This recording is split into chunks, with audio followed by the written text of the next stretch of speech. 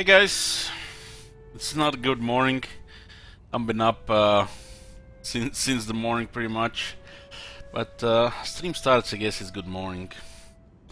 We're gonna have another short stream today. I'm actually not even feeling well today. I have what do you call it when you have high temperature? Fever. All cold, tired, feeling exhausted, fatigue. Hopefully it'll pass after a few days. We have a Kara Garden campaign here, part 2. If you missed the part 1, it'll be on YouTube later, or you can watch it on a Twitch VOD. 31 turns in.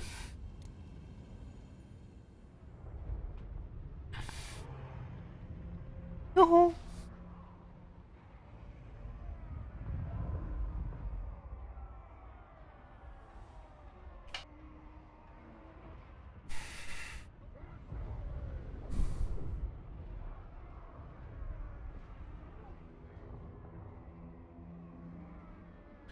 So, same as the last few Kara Garden campaigns, pretty much just rushed the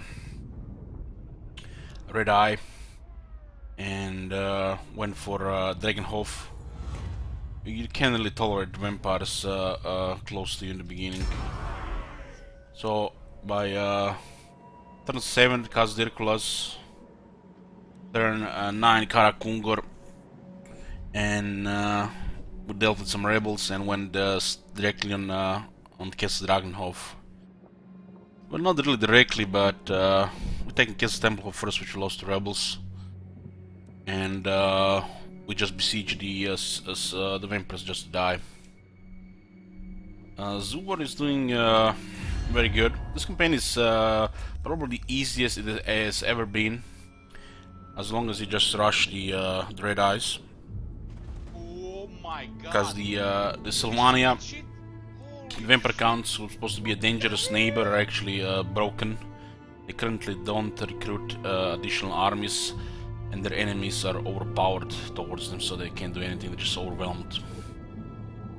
Zubar rank 2. It's been pretty much every single campaign now. Zubar has been doing good until they get confederated. We rolled bad Zubar here, distrust wars, but we still managed to get good relations and diplomacy. We were allied with Auerland for a bit, and just one turn before we were about to cancel the defensive alliance, we had to break it. Betray them because they got attacked by Sigma's will. Talabecland. We didn't want to go to war with Talabecland, so we got a lower ability rating. Not a very dwarf thing to do, but rebuild rating recovered. There's nothing to do right now except just build up, farm rebels. Sylvania is highly corrupted, so the rebels will be coming non-stop. We have all of Eastern Sylvania, Pig Pass, and the Northern Wold Edge Mountains. It's almost enough for 2 armies. This campaign with the Ungry Manfist, you have to destroy factions which are in the north, Clan Moulder, Winter, Worldwalkers. Sometimes Clan Moulder gets destroyed by the Kislev, otherwise you're gonna have to do it yourself. So we'll go north eventually. Right now we're just building up. No rush at all. We'll take it slow. No rapid expansion to trigger Chaos early. Chaos is 10 times, so you don't want to trigger them early. It's could be problematic, especially if they just beeline south. So you need to give these AI factions time so they can actually get their veteran armies and get rid of evil factions before they can handle 10 times Chaos, which they can't really do before turn 80. Thank you, Grim Wisp, for keen support. Why are Tunking walls so bad? Do you even build them? I do build them because, you know, slow down the enemies. They are definitely bad, I agree with them. They don't put right units into them. Like in Tungard, and they just give a random bad units into it. I don't understand why either. So, just badly designed. Take Templehof? No, we'll not be fighting the Empire. Empire is our friends. We don't need this at all. We are slowly going to be waiting if Confederation in Zubar will be possible, while we are building up and preparing to go north. Hopefully Karazakarak has easy time with the greenskins, so this campaign is a joke. We just click and end the campaign. Goal here is a short campaign victory. This campaign has been requested by Bress. He had a meme condition regarding the start in Giant Slayers. They had to be renamed, and if they get killed, we had to disband all our runesmiths and destroy all our walls, which we got them killed on turn 1, so we don't have this condition later in the campaign. So I've been playing this whole time without a runesmith. So we need to work on getting some heroes, some spies, and some levels on them. You can pretty much control the flow of the game up to like turn 140, so the game doesn't go too fast. If you progress too fast, you will reach the later stage of the game too fast. So there is no rush whatsoever, except you know get a bragging right to finish the campaign early, which who even cares? So you control the flow of the campaign, because the chaos is will come depending on your expansion and the pace of turns. If you don't expand at all, it will take longer to chaos to arrive. If you're just building up 2 armies, probably the best thing to do if you're not gonna be expanding a lot. As the dwarves, there is like very limited expansion options, unless you want to go fight the Empire, which is unethical. Even worse, fighting other dwarves, it's even worse. Dwarves confederate, and they pretty much just fight greenskins, beastmen, chaos and other unnatural things, or bestial things.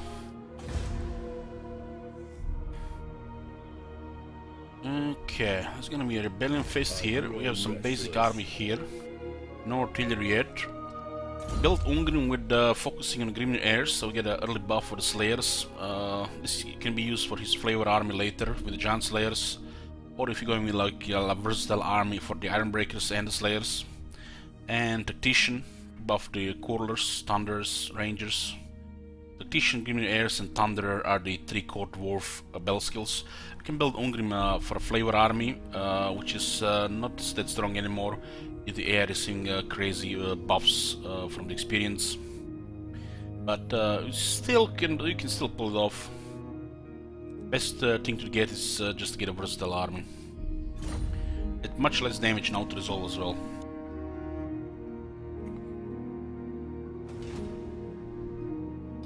Any tips for high elf campaign Asterion? I'm struggling to clear out Ultron and I'm getting tired of spinning Archer spam, but that's all it seems to work for me. Well, you need to take out the troublemakers and ally the rest and then confederate. I suggest watching my last Lothran campaign to see what I talk about. You can find the campaigns on the YouTube link below the stream. They're on playlists from start to end. There are always 2 or 3 troublemakers on Ultron, and you can always work with 2 or 3 other high elves to defeat them and slowly confederate the rest. You can confederate as early as turn 1, but I would not recommend that.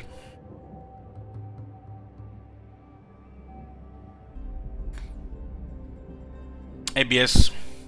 I did not pick this campaign, it was requested. I'm currently a little bit disgusted by the dwarves, so I have no real desire to play them. But there is one promised campaign, the Milestone, the M30, which will be also soonish. But I'll delay it as long as possible.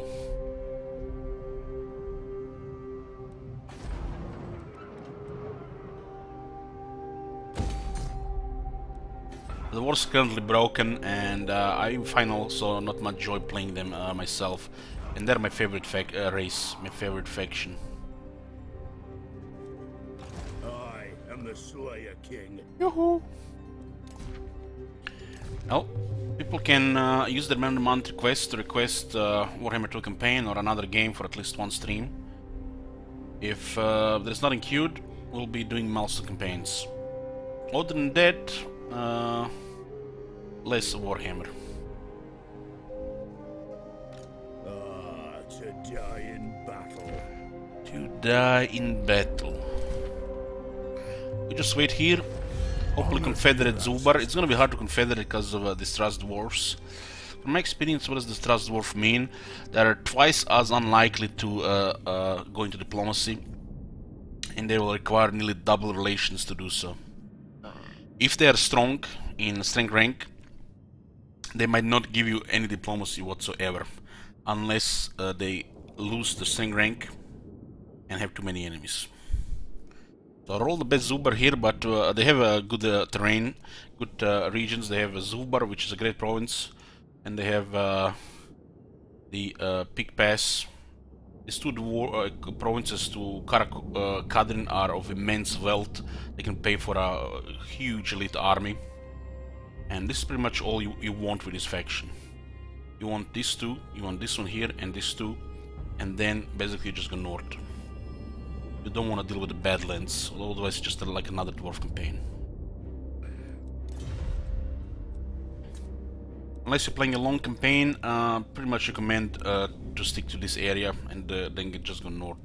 And the long campaign is a bit different. You kind of want to reclaim some of the dwarf areas, so it's a little bit similar to Karzakarak, but just with a different starting position. The Slayer in me seeks death. When I plan on playing Hexoatl, probably after the break.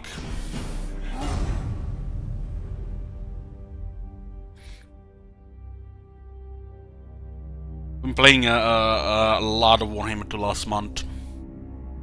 It's been like nearly 300 hours, according to the stats. I think 290 hours.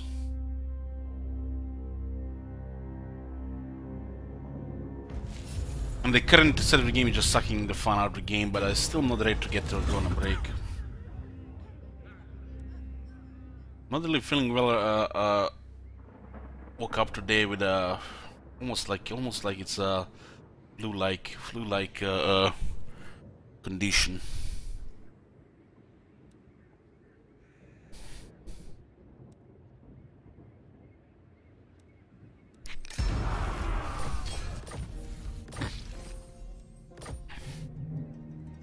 So the Glacier New DLC, it's been a while, yeah. Good day, bro. I'm feeling just really tired the last 2 days. Whatever I do, just want to meditate and not even open my mouth.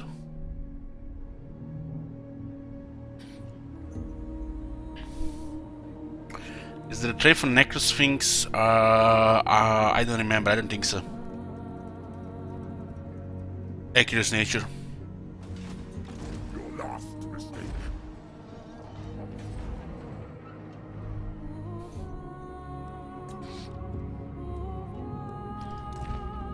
I must fulfill my Slayer oath. Die in battle. And this is the Undead Rebels, so you can get 2 bells. The Undead Rebels do not have Dead Rise again. So you basically just go 1 battle and that's it. This is crazy, because the combination of difficulty, corruption, taxes creates this, and the climate creates this crazy rebellion area, which is highly abusable to the benefit of the player. It's just the state of the game what it is. It would be pretty stupid not to use it in your favor. I am the Slayer King. It's just how it is some parts of the world on the legendary difficulty. It's the flaw in the game design.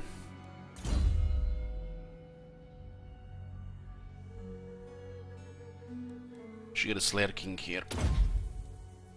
Plus 28, plus 33 attacks with the Slayers. Absolute insanity. Slayers almost remind me how greenskins should be in melee. This is the Republic Order here.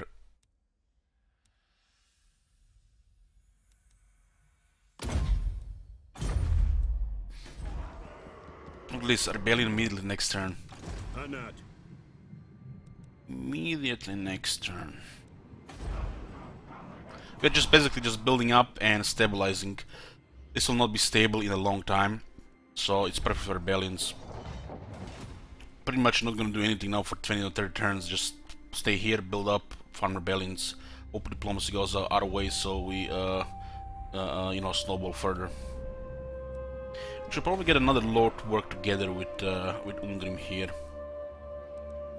Valaya is my choice for a lord to avoid harassment, especially now since it also adds 5% more ward save, so you know, it minimize the chance of getting blocked. getting assault units. 20% is huge, and it also adds 5% ward save, which makes you know, the dwarf lords even better in their role. Their role are basically melee experts. The dwarf lord is better melee expert than a rune lord. They're both very strong, so it doesn't matter that much. Except the dwarf lord will be better at dueling, while a rune lord is better at supporting nearby units. We'll have this one with Ungrim just to get some experience. I'm leaving. We'll name him Bress since he requested this campaign.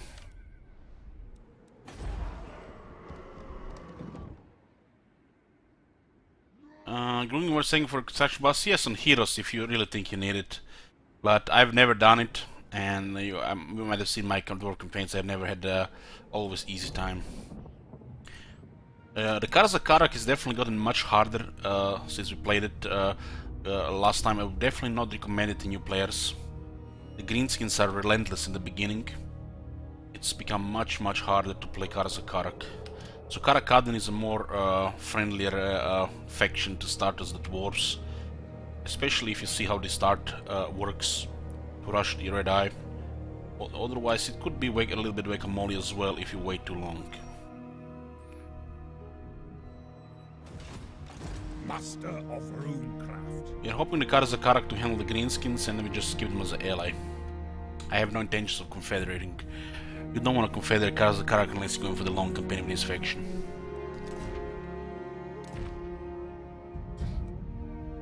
I have 108 old gold. The best way to get old gold is to get rank 3. It's pretty much to get rank 3 dwarf lords. We have some Grimnils here, they're emergency garrison lords. This one needs to stay 6 turns in a city and will get 3 old gold per turn.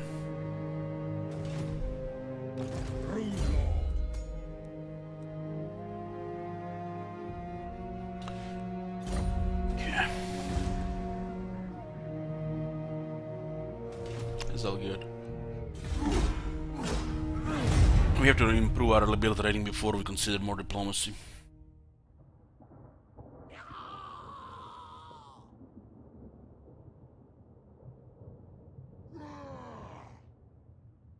So this campaign is gonna be pretty chill. Pretty chill unless something random happens with the Sailor World.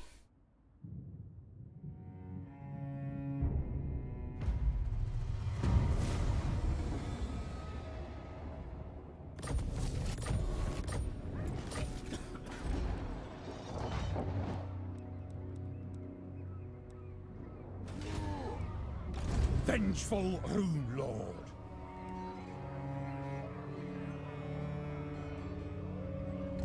What? That's also. The Slayer in me seeks death. This damage might pile up on the damaged dwarf warriors, but still fine to auto-resolve this.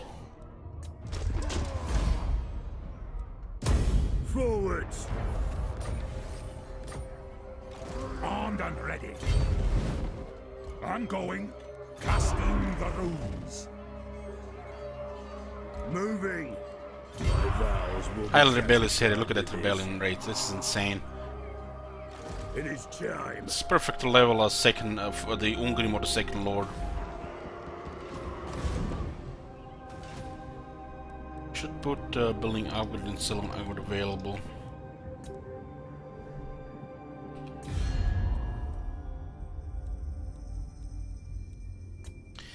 Zubar is rank 1. What the?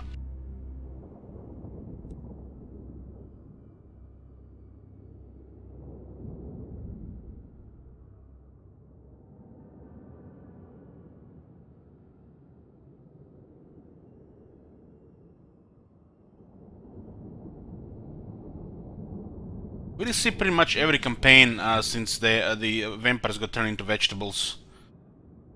Since you have vegetable counts doing nothing, the Zubar is out of control. Every dwarf faction is out of control, and once they get confederated by the Big Daddy Togrim, they're just broken. The Greenskins have a small window to destroy some of the dwarves. but we haven't seen it in a while. We heard stories though. An honor to your Heard ancestors. stories.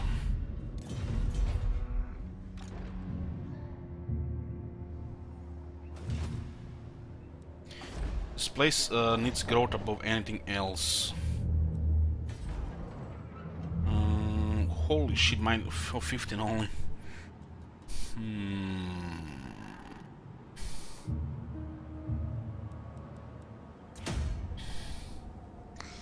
I don't want this place to be rebellious at all. But the gold has tier 4 for dwarves, which is insane. This one, this region's more expensive to build stuff, and we have less income, but it's unpleasant climate. Unpleasant is still good for dwarves. There's almost no difference, unpleasant or suitable for dwarves. Just how powerful dwarves are. While the, you know, if we take a faction like greenskins, and unpleasant climate almost makes them unplayable already. Okay, we need old gold to craft some stuff. We have the resources. We can already start crafting the iron warden hammers for the strong fighters. Or we do miss marble for the gatekeeper hammer. In an army where you're relying on the range firepower, you go with a gatekeeper hammer due to the chilling aura and the frostbite, which is ridiculous slow. Combined with the runesmith ability, you can create quite a mosh pit in a bottleneck. Always slow a couple of units. In an army like you go with some flavor, we not really rely everything on range. The iron warden hammer will be better. But overall, the gatekeeper hammer is just better. The slow and defense is just too good. Does require marble though.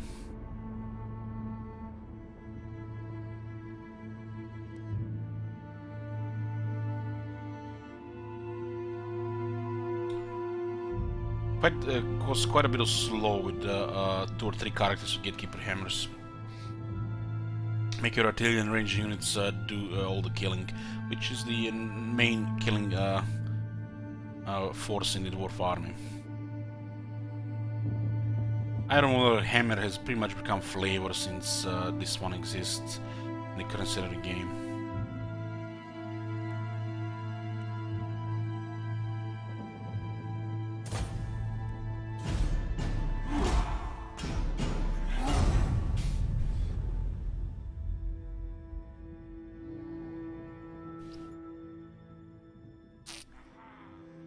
Arimur we held marble. You mean from Grungzint? I don't remember last time I seen AI build marble in Grungzint.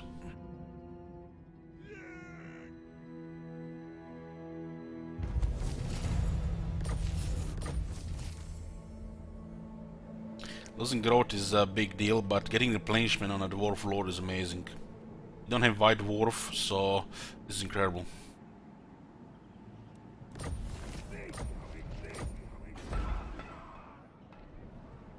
Should be stacking more growth here. The Slayer Shrine is not worth building before tier 4 or tier 5. It's just not good.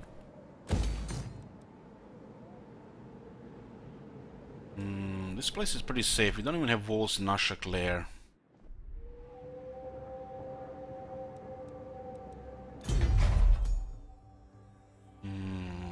But we don't have anything else to build except maybe more public order.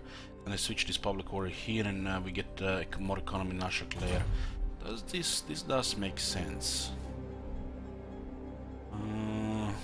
There's a very low chance to get attacked, and we're greedy about money right now.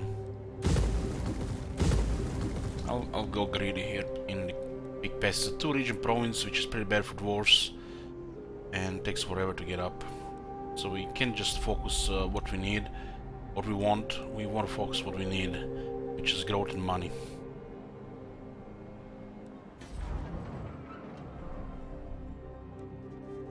We got the technology, so this is plus 30 now.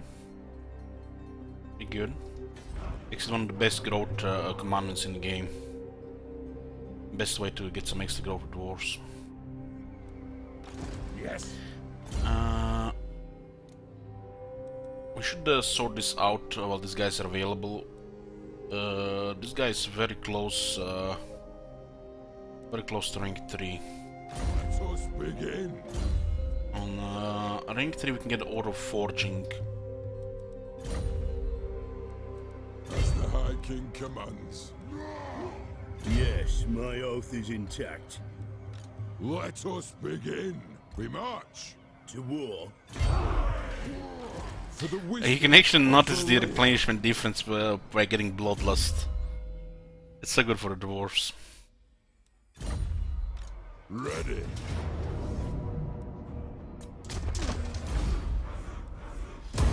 Got that. Yeah.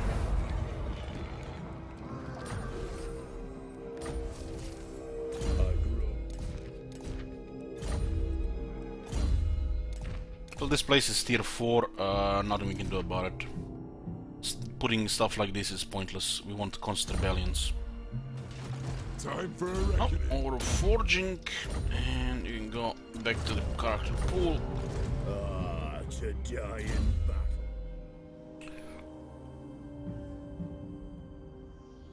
The Slayer King, additional 10 attack for Slayer units. The Slayer King himself grants 10 attack to Slayer units in his army. Then you have another 10 attack from his unique skill. Then you have 8 attack here, and then you have 5 attack here. Then you have their unit experience, granting attack per rank. And then you have additional 5 attack here from technology, making it some of the deadliest melee units in the game with the amount of attack they get. You still get the old gold while he's in the pool, yeah. The faction effects work while the lords are not on the campaign map because they already got their skills. Oh Hey my Magus, God. Happy New Year to you too. What happened to Crooked Moon campaign? Good overrun. Good overrun and conceded. Chaos got bugged, we didn't get additional puppets and servants. So the High Elves got out of control and the Chaos got destroyed. And everybody was against us. Nothing we could do except slow dead.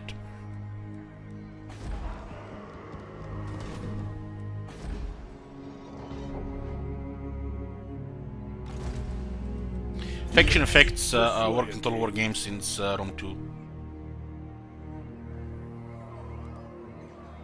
The Slayer throng moves. Well, we were going towards the global domination, which, you know, happens around once you pass the short campaign victory. We were pretty much done with the short campaign victory, but that was not the goal of the campaign. We'll still do a short campaign victory, even if it's a lot of work with Crooked Moon. It's just the long campaigns, the state of the game right now, it's really unfriendly to the greenskins. I must fulfill my Slayer oath. Why don't we keep this one right now? We're basically just Yes. waiting for growth here. This is pretty much it. Need heroes and need growth. We'll get the runesmith and the runesmith here, and we'll get a Tain here. Yep. We don't care about this. Just get more growth. Nothing we can spend money on anyways right now.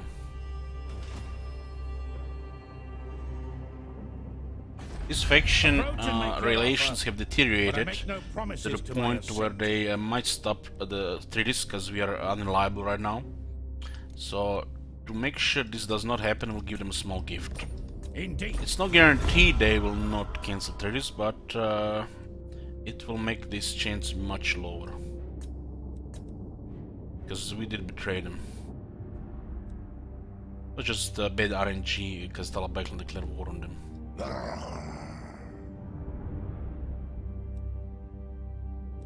Take what's theirs.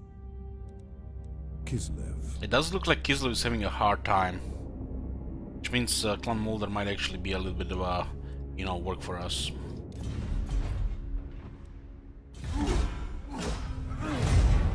It's a good thing Zubar is not destroying our rebels here, because this is the only thing we can do right now. End turns and fight these rebels.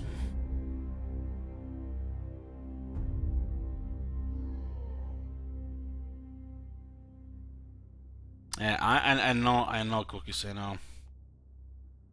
Norsca has always been one of those campaigns which everybody thinks it's hot real estate, the land of fables and fantasy, where there are untold riches to be found, instead of being a hostile environment where there can be no life.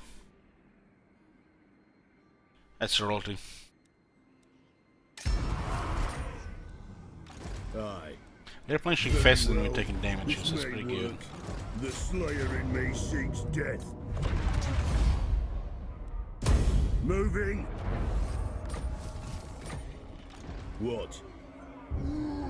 Onward to death. This is nice. Look at that negative public order, it's insane. It's perfect to be abused, because there's nothing else to do right now.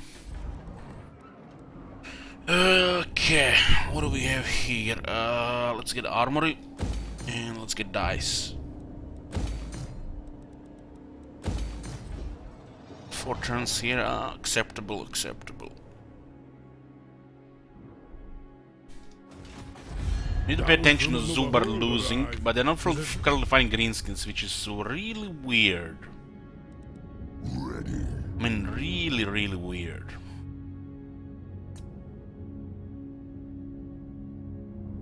We need to send a spy down here.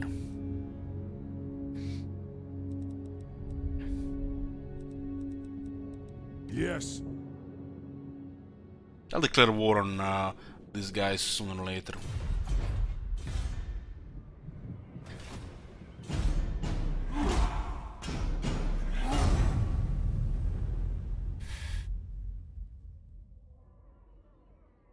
Yes, Pinocchio.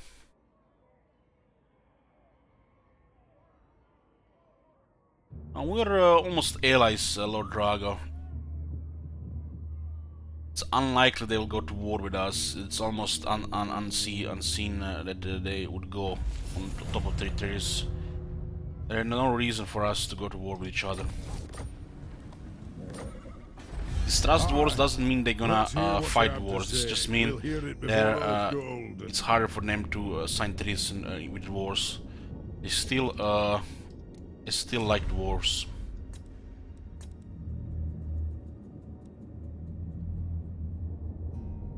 Bring death. Okay, I will get runesmiths in 2 turns. Had disband the original runesmith. At a bad rate anyways. This is perfect. Let's get some good stuff here. Very expensive, but not like we're spending money on anything right now.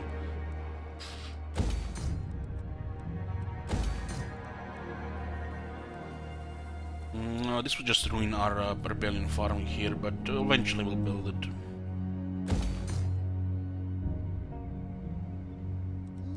you want anything else here on tier 3? Yeah.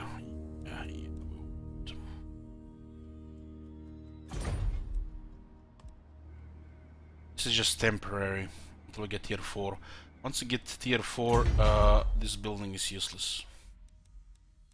Maybe you want to get Quarlers or the other things. But if you have Zubar, Karakdromar, you get the Rangers instead. It's just better with this faction. My vows will be satisfied with this. I'm not gonna die standing here. Ready. Got them. Yes. Actually, another archivist that I forgot about. Time for a reckoning.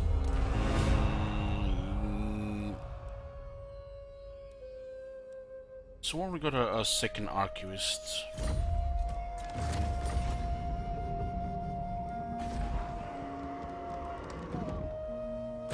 Gonna be a lot of money here. It's just 30% more costly to build buildings here. We can pretty much only get a second army, but then we won't be able to build whatever we want.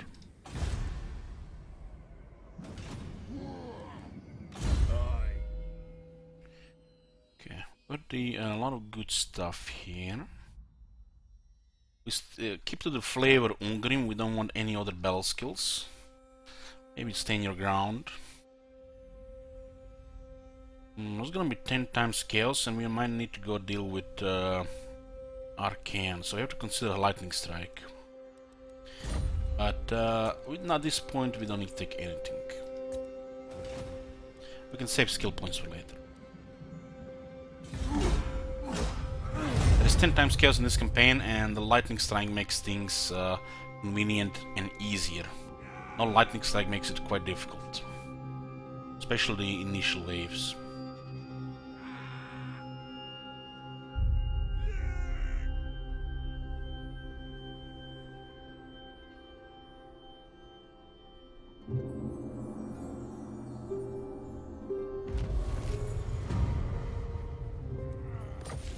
Well, Spanokia, I'm not sure if you've seen my last Clan Skryre campaign, but I used the Doom Rocket, and one of the greatswords survived from 120 combatants to a single combatant, 1 out of 120.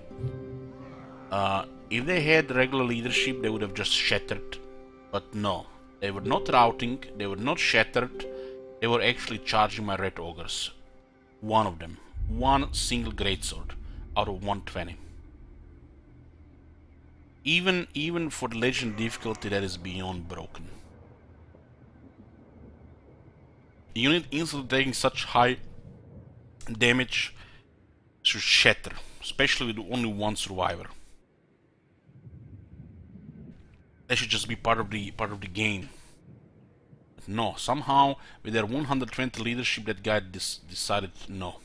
He's gonna keep fighting.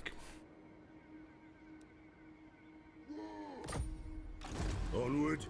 Aye, but the axe of Dargo demands blood. Blood. Ashen should not keep the growth building, because we need more money here. But how else are we gonna get early tier 5 here?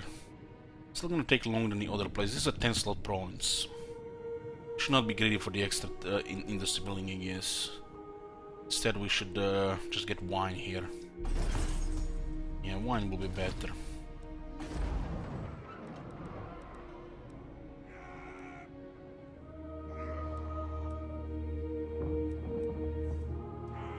Just a little bit of security here. One rag.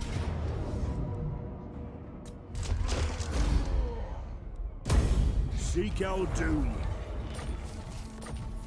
For the Dragonback Slayers. And it was a student, not an archivist at the time. And the Goblober. This unit is quite strong if you get the banner of Eternal Flame. This unit causes flame weakness and debuff to speed. If you give this unit flaming attacks from the banner, they actually get additional 25% damage. Which, with these stats, it's incredible.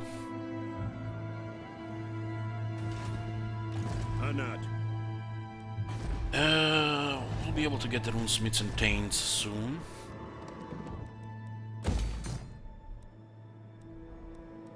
There's a real bad public order here, but we decided to make a switch. Need to get the Runesmiths here before we switch to beer.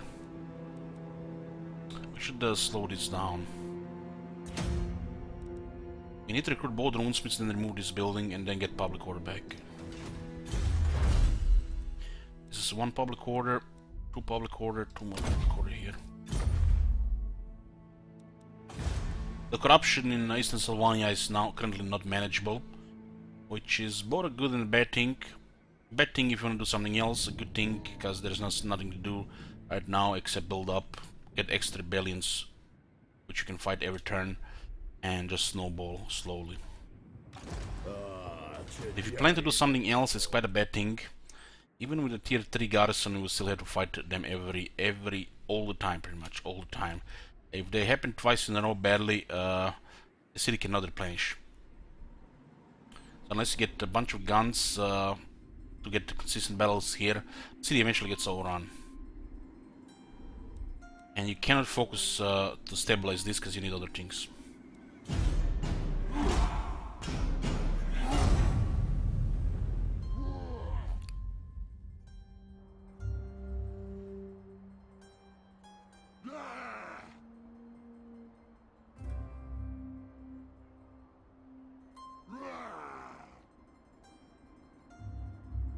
Zubar just declared war on Blackrock, that's perfect. Just what we need for the Blackrock to die. For dwarves to rule this world.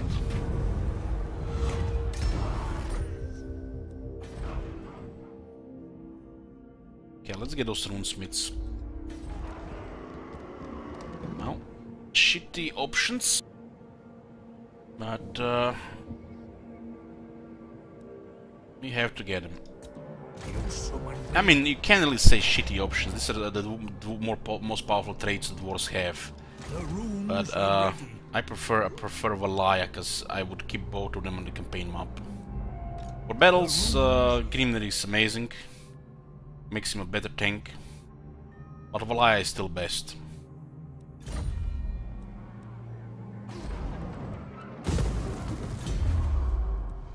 Even Grungi is better now with extra research. Now these are the best traits, Grungi, Valaya and Grimnir the dwarves have. It's not the ones I want, but well, you can be picky about this. The traits do not refresh every single turn. Unless you throw ridiculous amounts of money.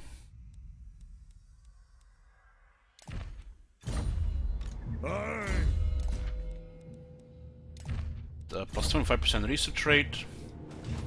And we got 2 campaign guys. Grimnir is amazing for the army. But it's only for him to being melee expert. Still better than disciplined. Because you want a tank, you don't care about buffing your army with attack or defense. The Slayers don't need it, and the rest of the units are relying on range anyways.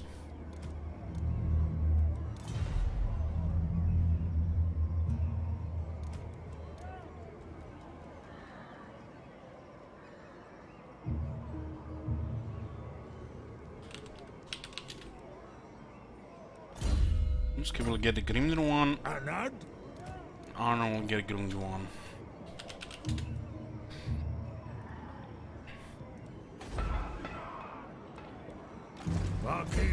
Grungi only works in the local region, which makes it that much worse.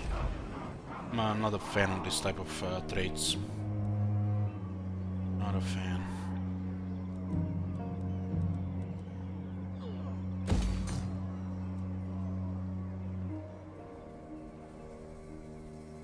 Yeah, the Slayers don't need extra leadership because they're unbreakable, and they don't need extra attack with the Slayer King because they already have pretty much a capped attack.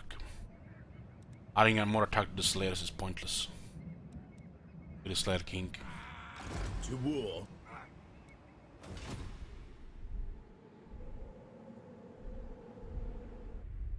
The Slayers are made with the Slayer King, so they always deliver hits at a very high rate. So discipline is pretty bad for the dwarves. You want Valaya so your characters never get harassed. That's like the best trait. And he also gets 5% ward save. And all dwarf characters are tanks.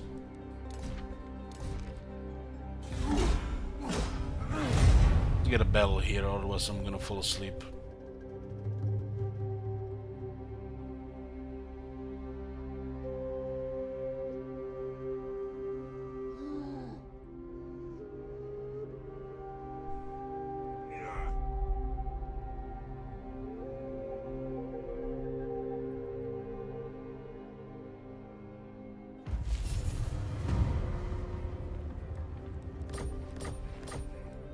I must fulfill my Slayer oath. Oh man, it's like, why would I loan this bell here?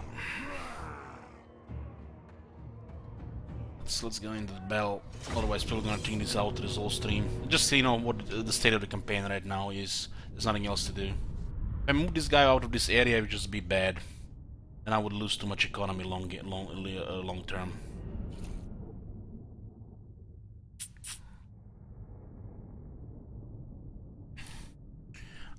Are the new Skaven Dark Elf factions any good? I agree, it's pretty good if you want a challenge. It's definitely a challenging faction. Clan Nation is a lot of fun. But honestly, nothing really special. You know, the Skaven are already overtuned as it is. And Dark Elves already have enough try-hard factions as it is. So there's nothing really new to the game.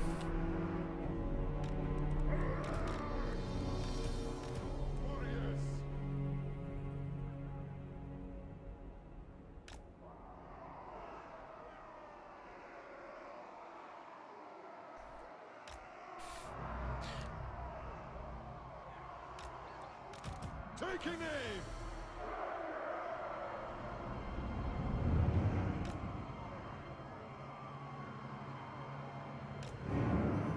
War of vengeance! For the ancestor gods! Quarrelers! Ready to aim! Slayers! Kill orcs!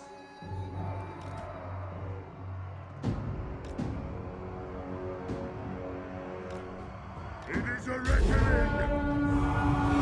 Slayers!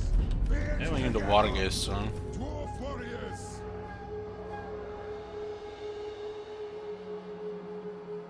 And when you use units like guns, you have to make everything about them in the army. The whole formation, the whole play style have to be adapted so you can use these units. They do double damage to Corlers, but they're not convenient to use as the Corlers. You don't ever have to recruit any because the Corlers are already powerful. But like I said, you have to adapt your play style, every single formation, to use the Thunderers effectively. Like for example, what is this formation about? We have a lot of firepower here in the center, try to shoot whatever comes at the Ungrim. Thunderers are in the back, try to get an extra volley on Vargeists. And if anything comes from the left or behind us, the Slayers just go in. We could put this Thunderer in the center, warriors to the left and the right, open formation, and have a character pin or tank anything that goes closer. Thunderer be everything being about Thunder at this formation. In this position, the Thunderer is here to shoot the creep horse, the cavalry, and the Vargeists. It's an anti-large unit in their basic role. But it's pretty much anti-everything unit. You'll just have to adapt your formation and playstyle to use them. Otherwise, just use them as the anti-large unit. We demand blood! And will do. Aye, as you command. Yes, Lord. We are relentless. Slayers, on. Move. Aye. Nothing can stop us. Dwarf warriors. I'm not gonna move this unit. They're coming. Kill orcs. Attack the orcs. Strike out. Just love how they ignore flanks and go for the middle the moment the Slayers are threatening the flank. War of vengeance. Cattle. The warriors are very weak to crossbows. Take them down. Lead to that blood. How did order them with control? They have wronged us. Charge! Yes! For the ancestors! Move! Missiles ready! Now! Plow through! They have wronged us! Down! Go! Nothing can stop us! Range far! Range fast! Quarrelers! Get them! Attack!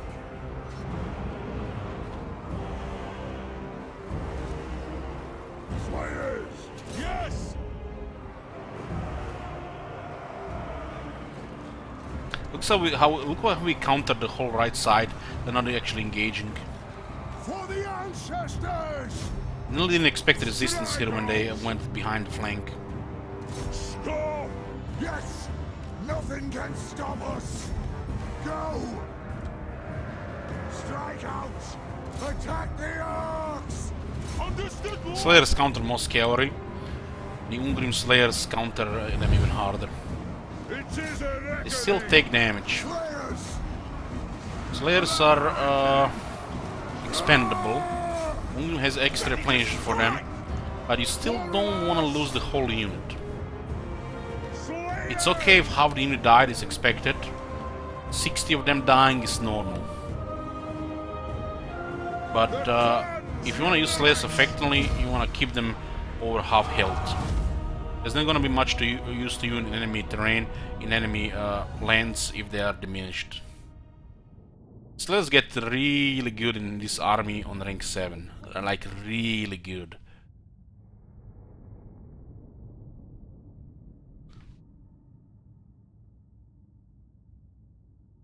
It's an elite unit. Their stats support this, but they don't have no armor.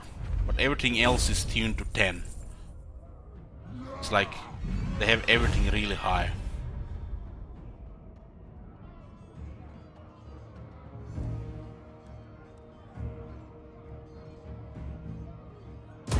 Moving! I must fulfill my Slayer oath. My vows will be satisfied with this.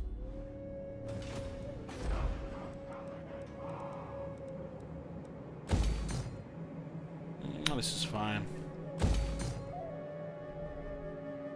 Should be fine. Knowledge in 3 turns. Yeah, should be just enough.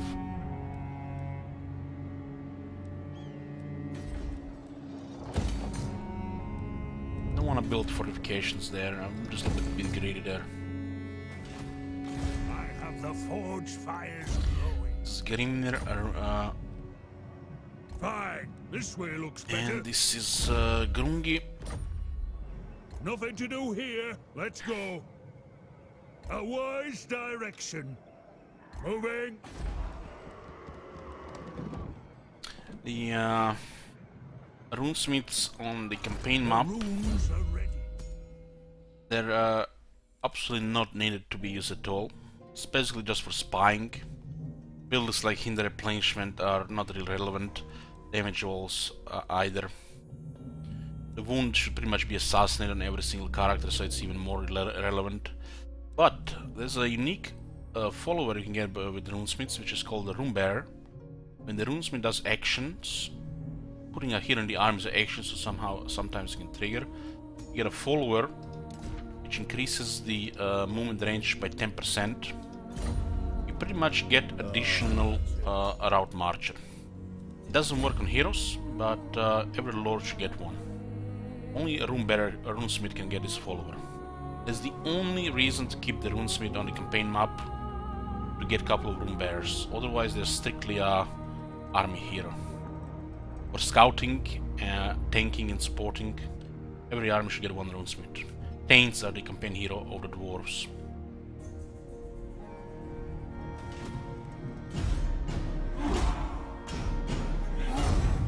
Which one is the better dead blow? I did explain this yesterday, but I'll explain it again. If you're gonna be running a flavor Ungrim army, meaning eventually Ungrim will get a full Slayer army, it's better to get the one with physical resistance, the one on low health. You know, if shit goes south, which will, this is expendable army, it's a guarantee this army will eventually get destroyed. Full Slayer army, you expect it to get destroyed eventually. What? So you take the extremely daring dead blow. But if you're gonna play a versatile Ungrim army where you get a quality army like Ironbreakers and range, just get a determined dead blow. Otherwise you'll never really use this one. Ungrim ability, the Red Ruin, lowers his defense so he takes more damage. But you're gonna have regeneration on him, so it's kinda counterintuitive. So he's supposed to use Red Ruin to trigger the dead blow. But with the regen is basically just big damage here. So versatile army, you get a determined dead blow. If you go with a flavor army, you get extremely daring dead blow. Keep in mind the flavor Slayer army will eventually get destroyed, and it's normal to get destroyed. You can rebuild it with veteran Slayers a few turns later.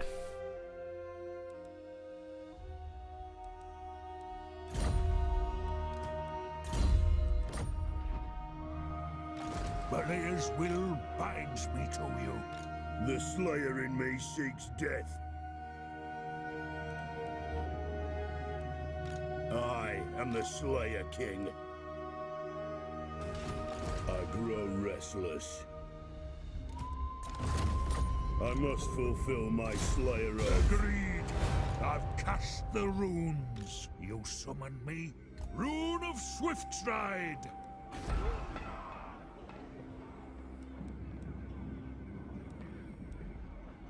Dragonhof is the best location to build armies for this faction. The Karakadran should just be kept as economic city. Growth and income, and later on the shrine and income.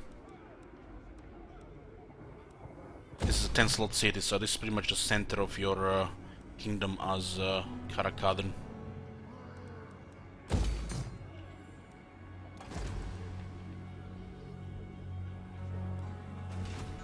Anad.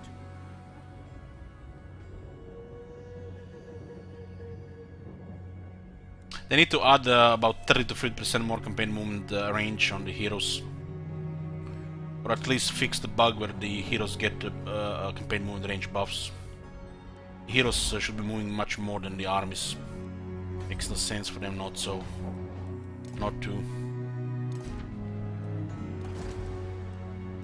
I'm ready.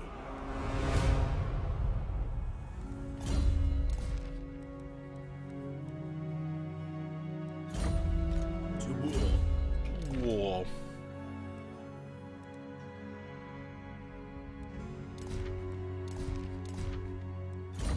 They just removed Warbride. That was a misclick.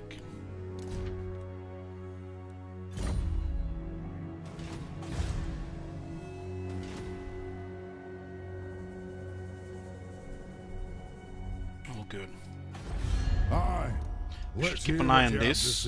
We'll hear it before Oathgold. And we're sending a spy into the Badlands. Arnold will be spying. What? Keep RuneScape in the army. I like one runesman in every dwarf army. Scouting is the reason alone.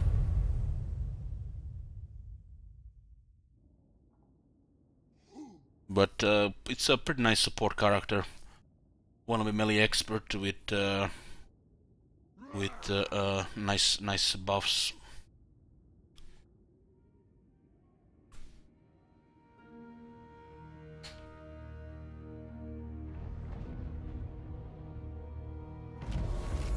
Some of the raised temple have found. Lord of Clan Morgrim. It was the rebels. Damn. Aye. The rune's duty is never done. Never done. So we have to guess which one is here.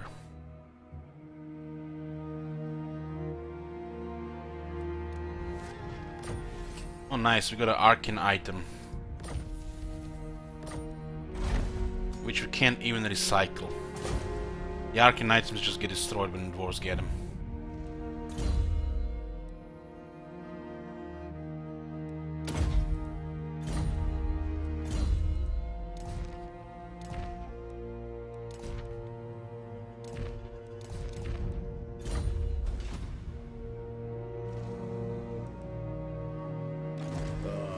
To die in battle.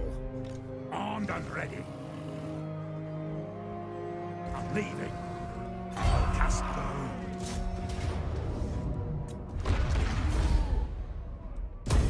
Moving? Yes.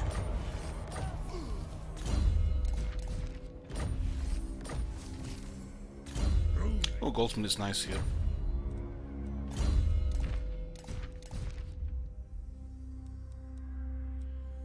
Buff the income here.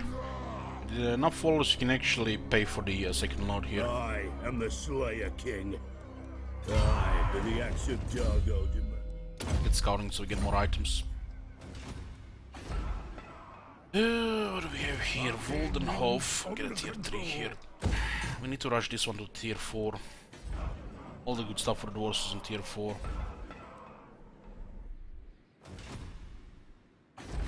And what can the Dawi do? It would be ideal to confederate Zubar. It will turn us into a power.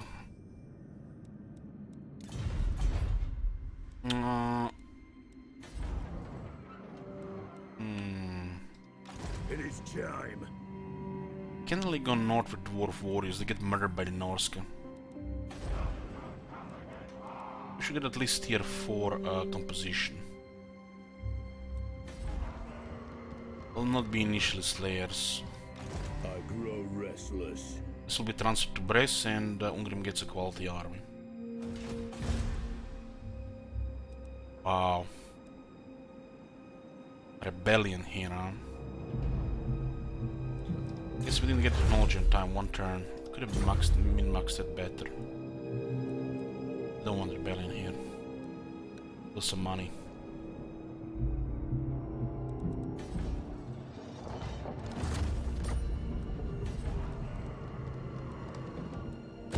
I'll be fine once we get the technology. We can then protect growth here.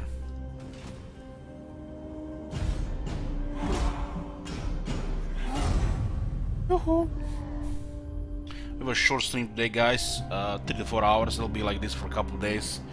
I'm not 100%.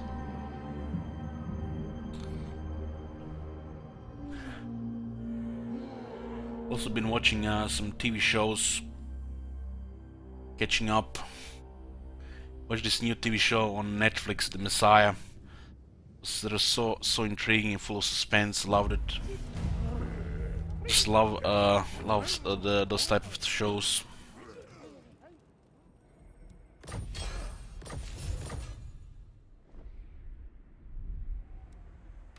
Master of Rune.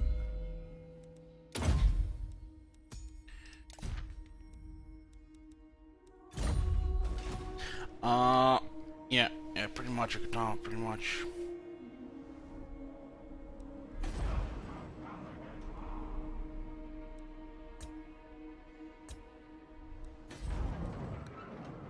This is good now, this will be positive. I'll be doing more of Heroes of Might and Magic 3 now. No.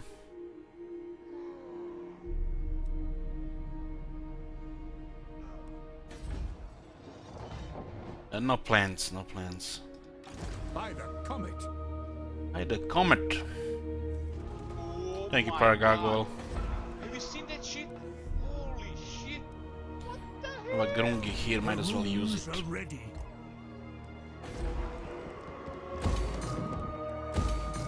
We'll trade wine to our trade partners. Kislev, Ostermark, and Zubar. Greetings on behalf of the Empire. Now what brings you here with a sheathed blade? Interesting, very interesting. This is just bad RNG here.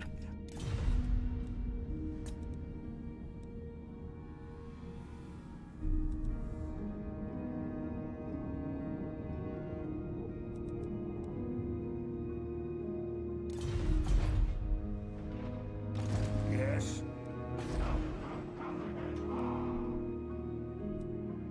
And that guts then. Hopefully these guys don't declare war on us randomly.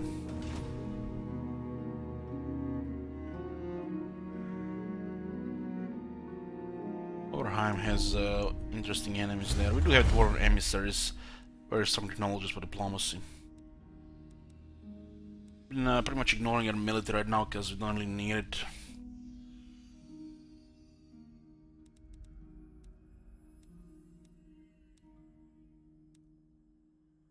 Then growth should probably be focused while it still has high value.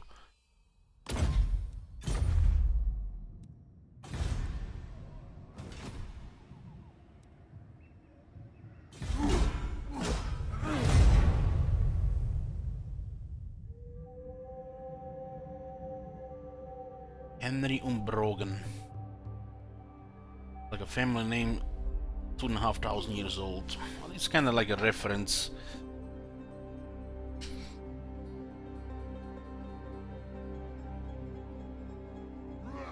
Hi, Colin.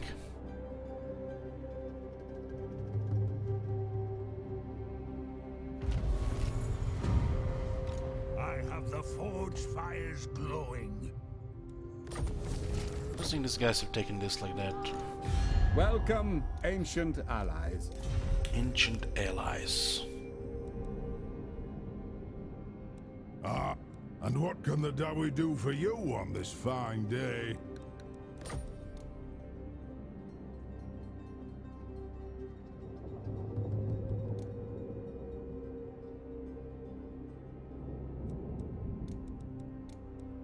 Agreed. We have Distrust Dwarves, Military Alliance. This could be awkward in the way to supporting factions, but dwarves should stick together. And we can see what they're doing, and by doing so, meeting other factions.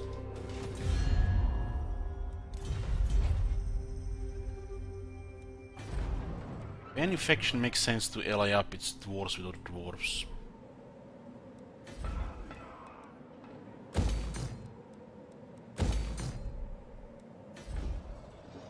Money is going up. Look at that 5,000 income. Very well. This may work. Attack them! I'll not be here forever. I'll eventually leave this to the second army, and Ungrim will trail north. You just can't go into Norska territories with dwarf warriors. The dwarf warriors cannot handle Norska. It just would be risking too much. The Slayer throne moves. Sword of Bloodshed, that's a pretty nice one. One rag. Seek our doom. Beards in belts. I'm still undecided about this, so I'll just leave it. Odgal is very important. Let's get one of the most important items you can craft, the Iron Warden's Tankard. Since all dwarf characters are melee experts, this gives them a regeneration. It's in a slot of enchanted item, which is usually healing potion, a potion of toughness, so it's perfect. 200 old gold and we craft these things. Ready. You have a Sword of Bloodshed, pretty good weapon. This sword here, just get rid of it. This used to be a text here, but they removed it. I wonder why. It's almost like interface got bugged.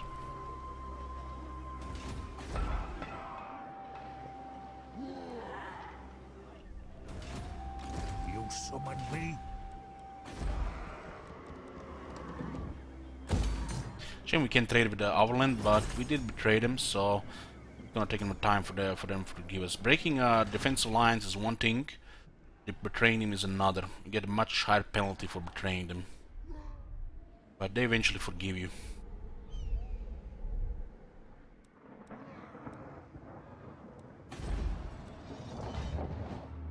Getting public order here, which is not good.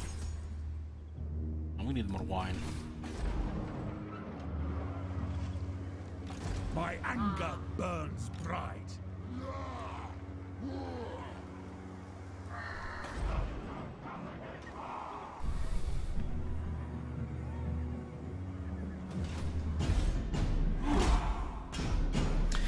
What turn does the occasional invasion comes if the Imperium criteria is not met? Rise of Chaos after turn 100. This is a time window, not exactly the same turn, and the Chaos Invasion after turn 140.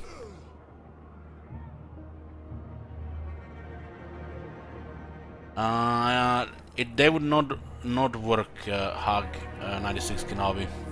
But if you would cast a Final Transmutation, upgrade it, and then on top of it, Final Transmutation, they would both do damage. Since they are two different spells. One was overcasted and one is regular. One is called Final Transmutation Upgraded, one is called Final Transmutation. So they would both work at the same time. The regular would just be much shorter. Thirsts for war. Honor to your ancestors. Follow Dawi. It is an honor. They have so much money.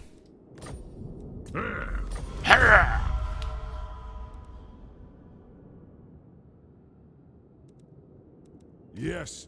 Even Barakwar is doing Greetings, good. Kinnaman of the Hold. What can I do for you?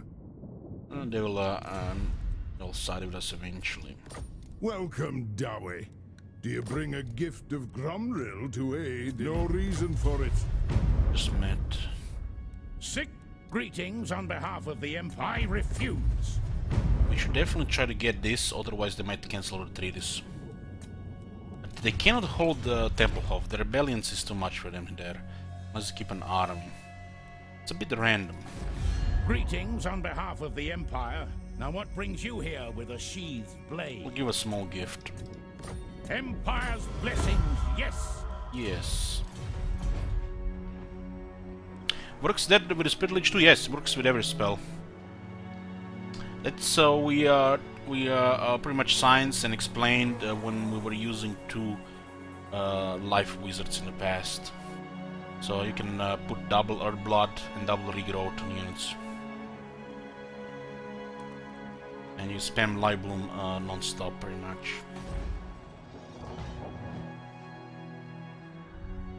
You don't have to go south anymore, but we do want to harass somebody. Beards and belts.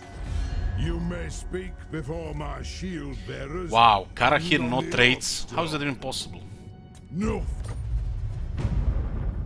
They're actually in a good relation with Auerland and we betrayed Auerland, so we have to be patient about this.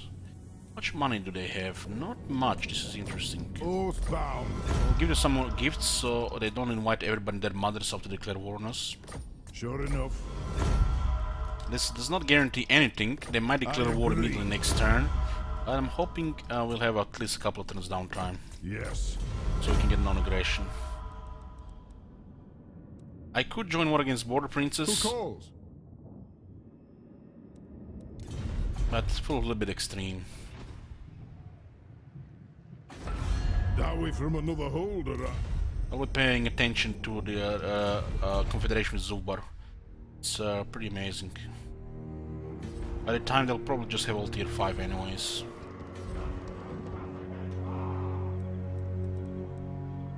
Okay, this is pretty good here. The Slayer in me seeks death. Got them. Yes, my oath is intact.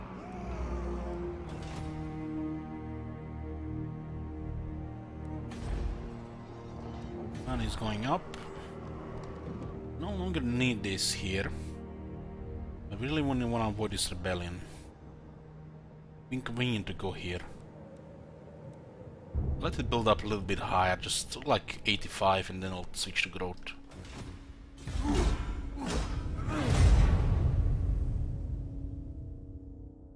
We have buffers everywhere, pretty much surrounded by buffers. Just state of the game for Karakhat, and they're pretty powerful and nothing really to do except go north eventually. Pretty chill faction once you deal with Red Eye and the Von Carstens, the Sylvania. Why do we get vision over everything here? What the hell? What?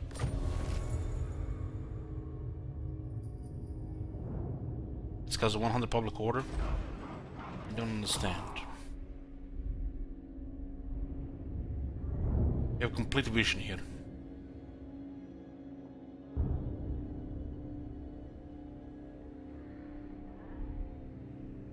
Very strange.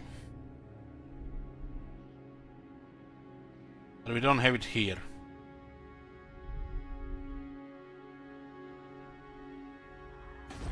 Aye. Let's hear. It does seem like a bug.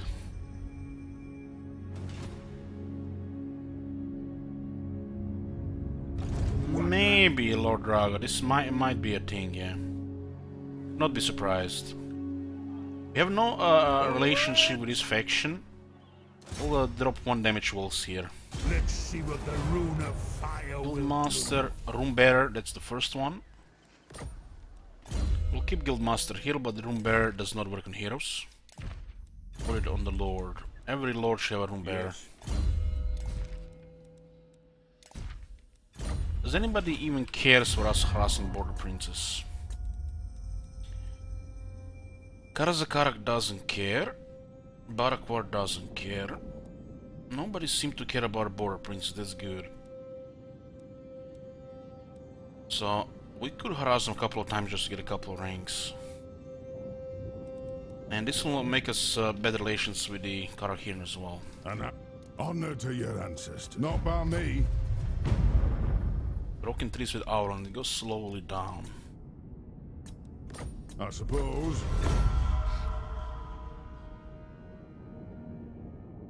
We're getting some Boris relationship by giving gifts to their friends as well. All right, the dwarves have come. I have a fool's action. It's very close. We are winning the collapse of diplomacy with Auron and Karak here. It will definitely come to that if we don't make them happy.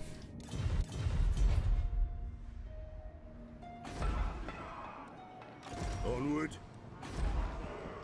We don't really care about the Longbeards, but we could switch them to Bress.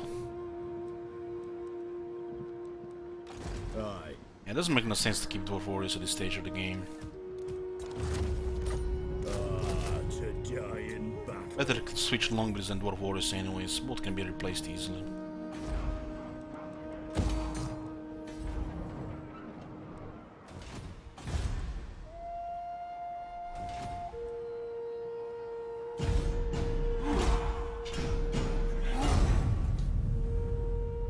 You're not safe with Karak here until you have non-aggression pact and 30+ relations. Yoo-hoo!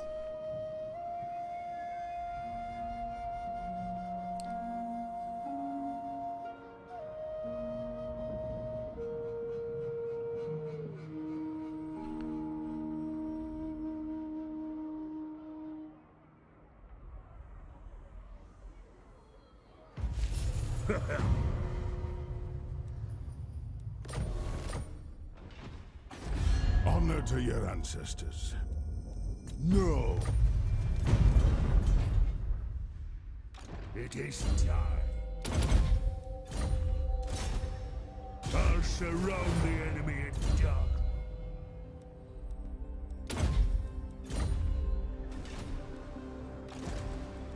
Yes, for Slayer King.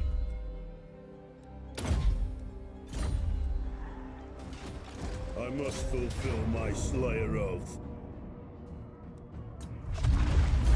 Interesting, we're taking more damage this time. Onward to death.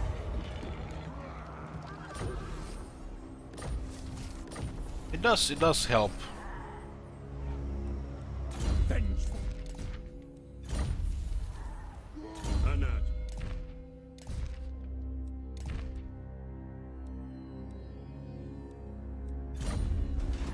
I am the Slayer King. Aye, but the axe of Dargo demands blood.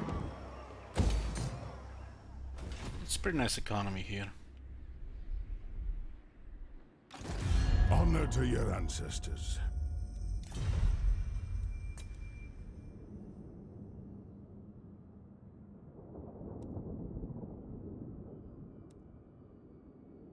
Make your proposal. What, fellow Dawi? For Davi! Yes, the dwarves have come. Oh, look at that. I hope they've brought a few barrels of Bugmans with them. On it! Restore that as well. Now this will make it easier with Karak here. We did everything we could here, so now we just have to wait up a few turns. And let's push our trade to nearly 2,000 per turn. Lord of Clan Morgrim. Oh, Grim. Getting pretty good odd gold per turn. It's fine. We're waiting for tier 4 here now. We can still get a little bit more growth.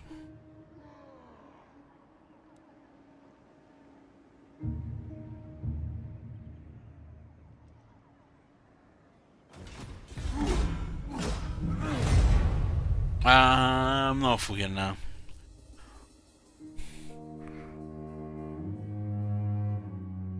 Not in the mood really to fight rebels at the walls. Not really.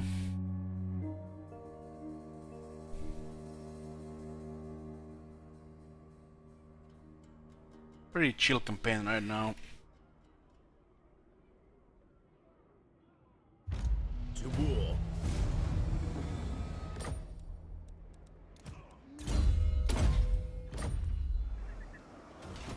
Armed and ready. Armed and ready.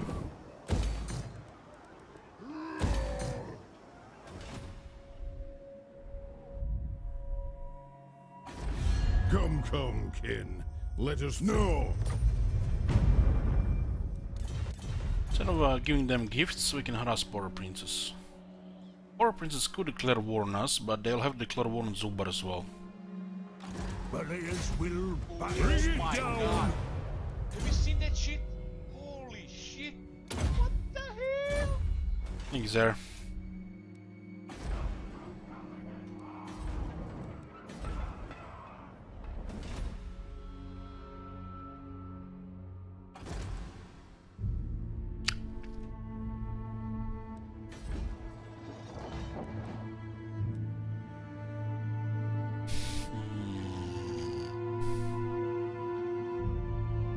Hey Hans.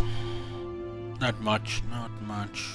The Slayer in me seeks death. Oh my god! Have you seen that shit? I Holy grow shit! restless. What the hell?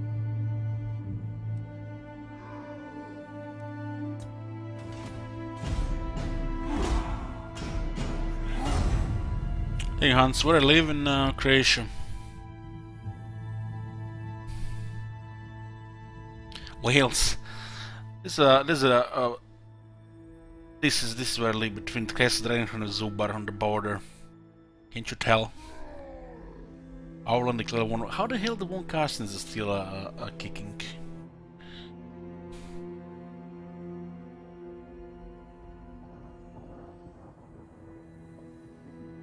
They finished the Asian campaign, yeah, short campaign victory. It wasn't planned to finish, but we did.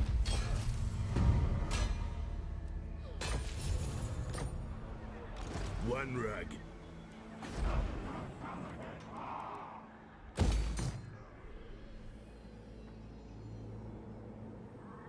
I did calling, yes. As I need the public order and growth here. Need the economy here and stable. Capital needs to get growth. Ah, to die in battle. I am the Slayer King.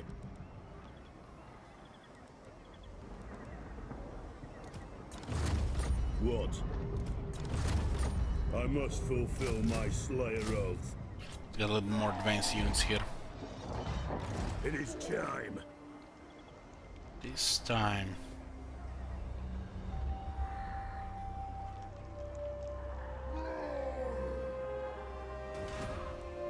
The runes are ready.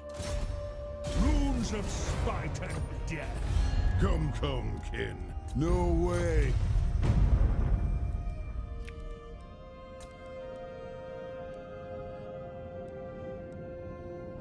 What? Aye. What? And that? All here. Kislev is not doing so good, huh? Just lost all military. Looks like Norska and the Skaven are pushing them.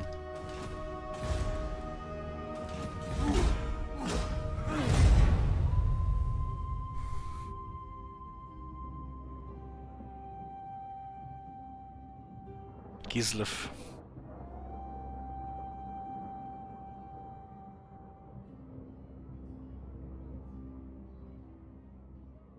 Okay to get the non-aggressions with Barakwar and Karak here. No one not really want the random stuff. Looks like this guy's gonna be here now as well.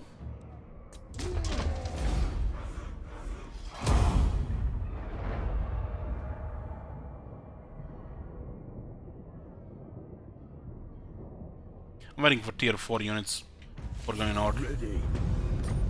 I'll leave this army probably, most of it to Brest.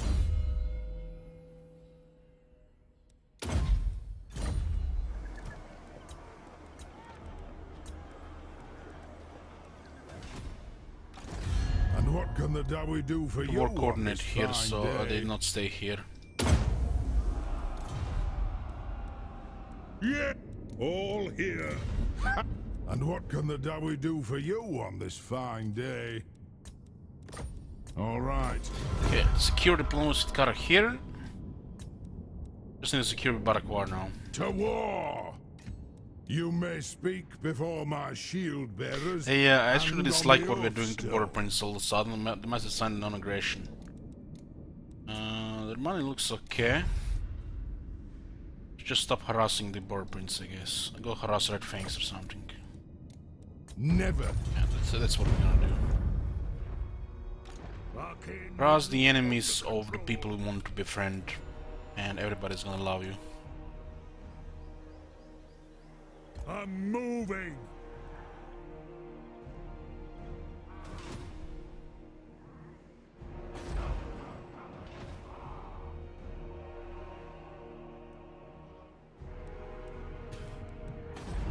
Just forfeit this place here.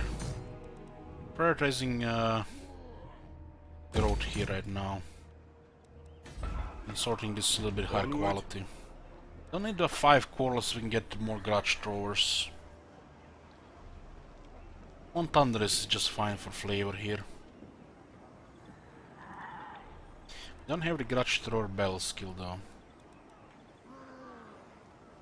4 slayers pretty much fine with 6 along with, so don't need more. This is fine. Keep it like this.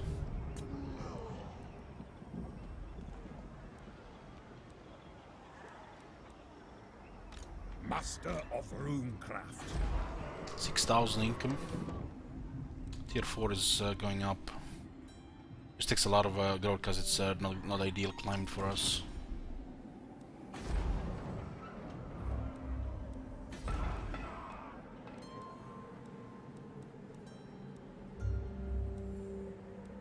Let us begin. Let's go see what's up with that. Oh my god. Have you seen that shit? Holy shit.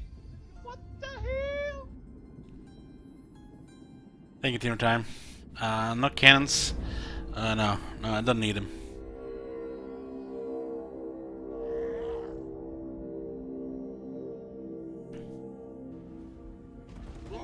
Cannons, dwarf cannons are good, but I have my preference. What the hell? Thank you, West Weasel. Hey, Tarnflux.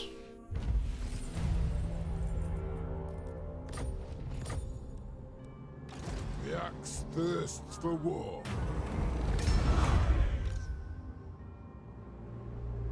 We'll make a slayer out of you yet, manling. It is a mystery how we overcame such odds, but I am sure I can articulate something.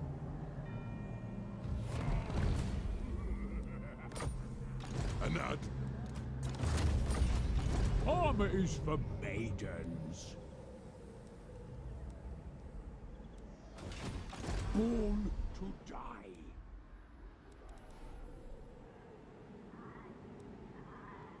What lies beneath these grey giants?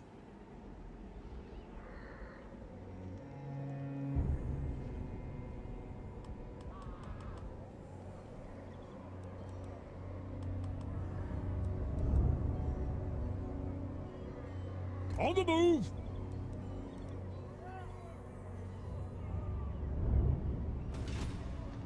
Third turns, Tarnflux. 3 turns. You can hear a seed on the top. They don't cost you anything. Gotrek Gurnison! A little bit of advantage there for sure. Used to be much worse.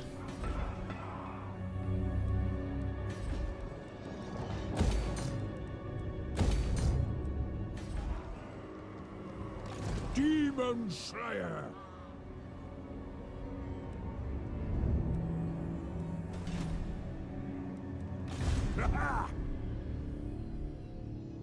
Move!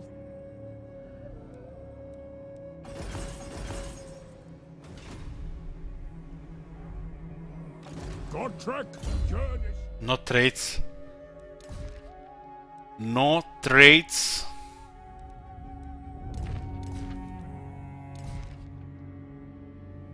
Is this a parody? This card has no skills. Pepe hands, no skills.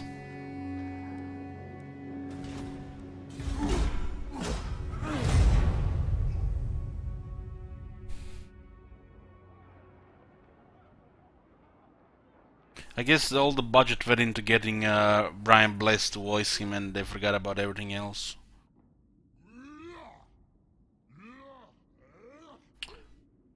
Ooh, Greenskins, for a second I thought they won. They lost 2 armies. Damn.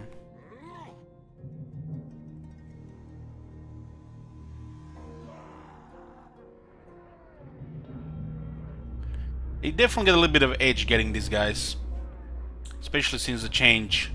But giving them an army and the items, it's highly questionable. There's definitely some flavor around it for sure.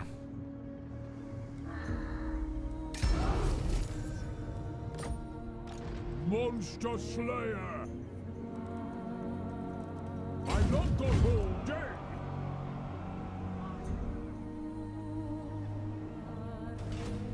Poor Grimgur can't even defeat a minor perfection anymore.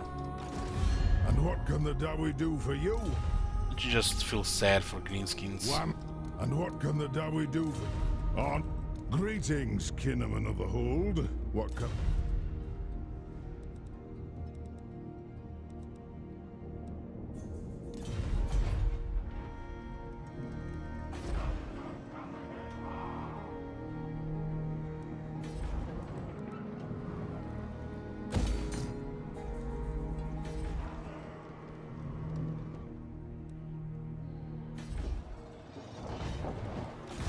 Summon me? Beards in belts. Nothing to do here. Let's go.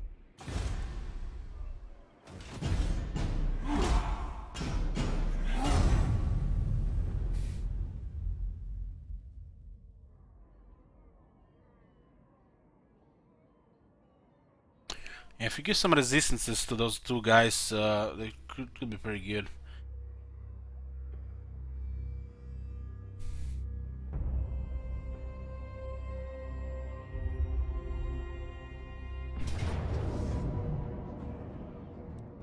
Man, look at them Rangers. This shit is OP. These guys are very powerful Alterzol units. These guys were Shades before the Shades even existed.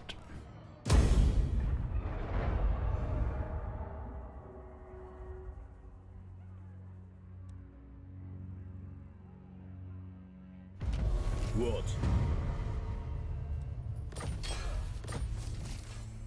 Vengeful.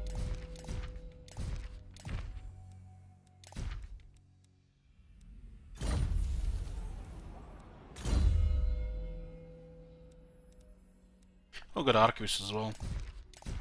We don't want Public Order followers here. We're waiting for tier 4, and while we are waiting for it, we want Public Order to be bad so we can get rebellions.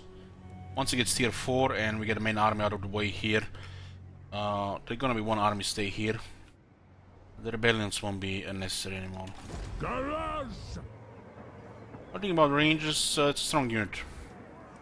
But you don't need to use them at all, since the Corals exist. Still, the best Colossus unit Wars have is the Bugman's Rangers. If you have Zubar, you should be recruiting those as your main Crosby unit. It has tactical advantage over the armor advantage over the Quarrelers. But they don't really fit the usual dwarf compositions for their tactical advantage. But the Bugman Rangers are star-wise still stronger than the Quarrelers, so they're just better. The Slayer in me seeks. You don't need to recruit Rangers at all. You're not losing anything by not recruiting any. But if you have Zubar, you recruit veteran units there. I mean, that is a ranger flavored armies. You can get a full army of rangers and just wreak havoc like you're playing Wood Elves.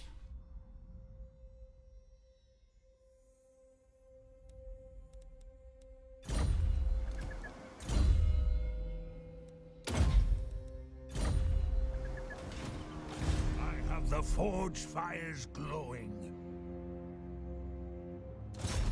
A rune of burning will do it. And the great weapons, it's a flanking unit which doesn't really fit dwarves. I'm not sure if they use the multiplayer. They can do a lot of damage. But our standard ranger or quarreler have more range, and they just easier to use, more consistent damage. One rag.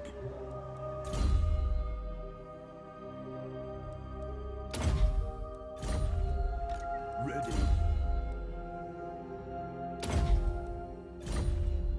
Nobody obstinacy there. How's the army looking at? Pretty good.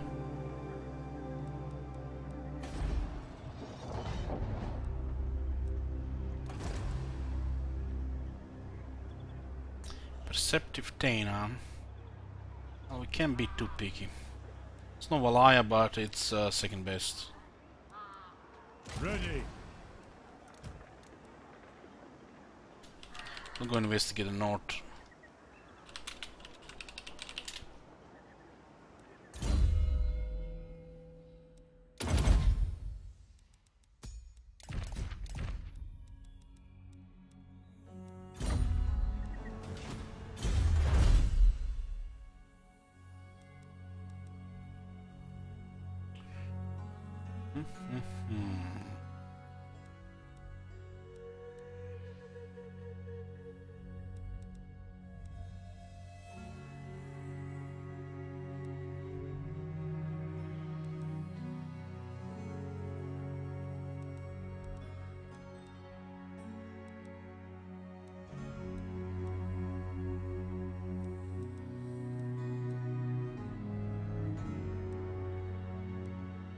Really critical here.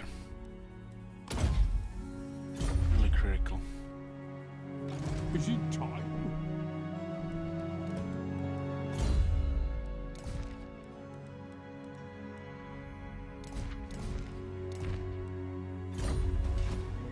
Garage!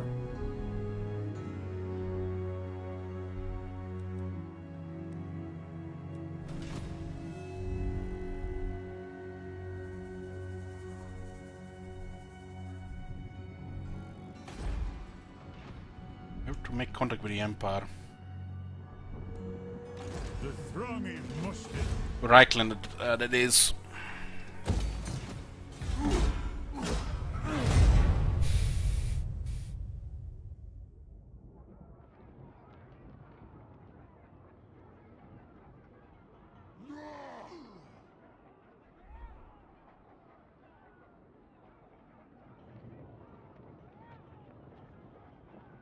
Greetings. You no doubt have a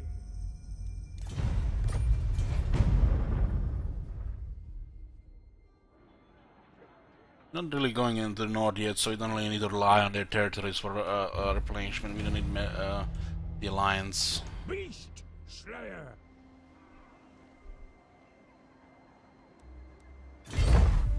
Ahead. We're giving a little bit public order to that area. Not anymore.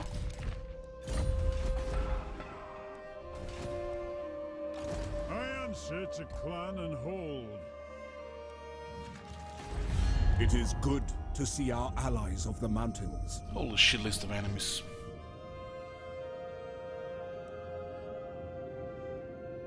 Numero uno.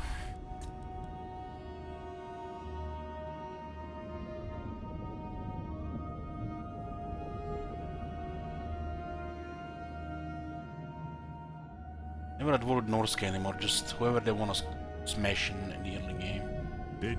Greetings, kin.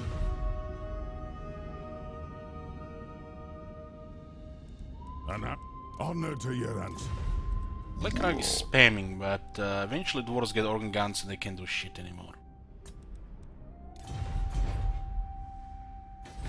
Follow Dowie.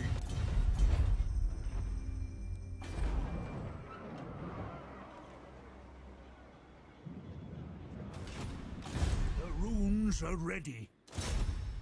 Collapse! Harassing Blackrag will make everybody our friends. The effect Rune the Spoiler does this, makes this skill useless.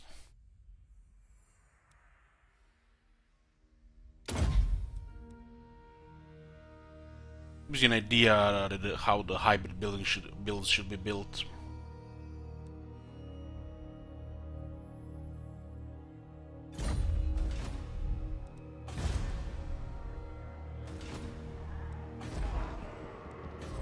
Nothing happening right now, we're just waiting tier 4. We're gonna take another 14 turns. That's how it is. Slow early games is good. My anger Don't intend to fight the chaos long, but we still have to deal with the north. Other allies, or this one, and then the Arcana. The way this goes, this is gonna take forever to build. Double growth building, and look at this. Double growth building, or growth commandment, growth technology, and still taking forever. I really need to revisit these things. The AI would only have this tier 5.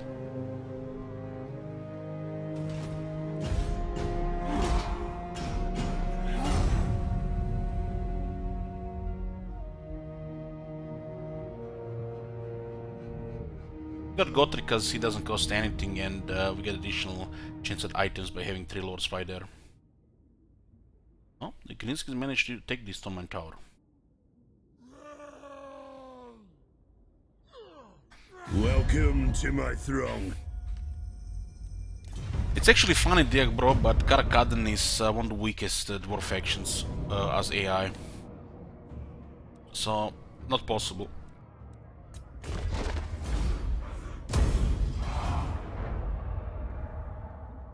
We just have to be patient, it's random when we get Confederation with Zubar. It might never happen, it might take a lot of time. I must.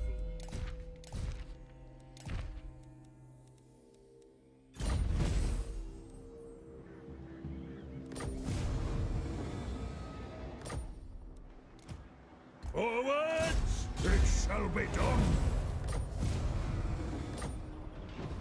Gotrek, journey son.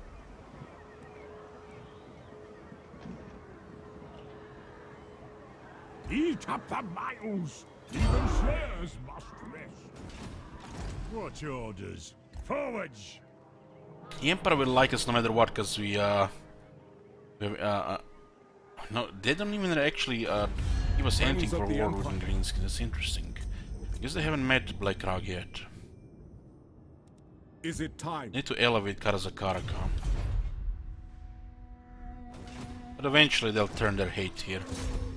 I'll surround the enemy and die. Should get more students now as well.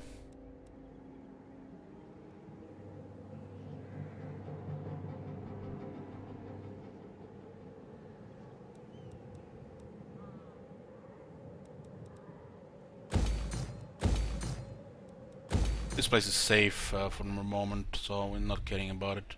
They could be line for it, but it's a risk I'm gonna take. We had this without walls this whole campaign. This province just needs money and growth, it's too slow. Even if you go 100% into growth, it still takes forever. Really, really bad.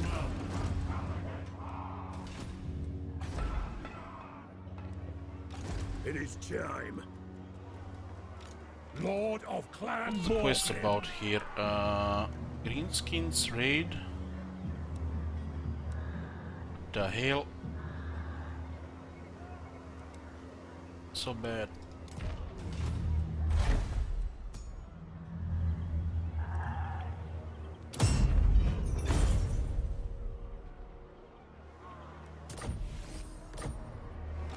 What do you want?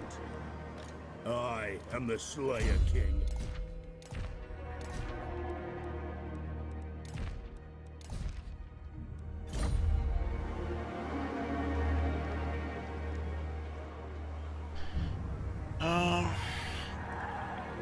Grimnir is better for here. Grimnir is better if you want an extra tank and fighter. Valaya is still best. But you can go with Grimnir. Grimnir or Valaya are both strong choices for Runesmith and Taints if you want them in the army. Anat.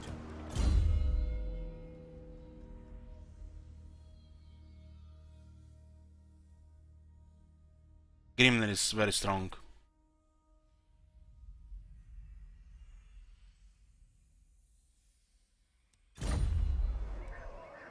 There is a thing about Valaya you have to understand that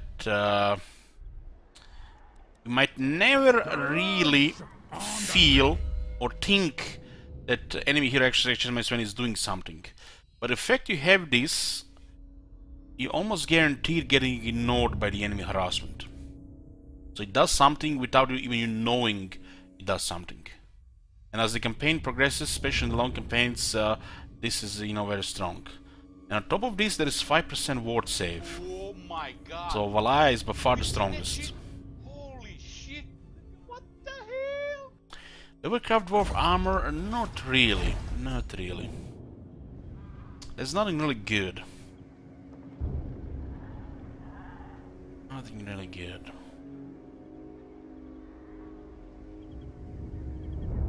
I guess this one is decent if you have the resources. But there's other priorities instead. Thank you, Hitler.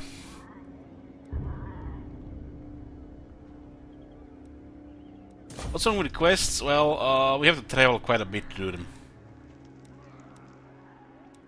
And look at this.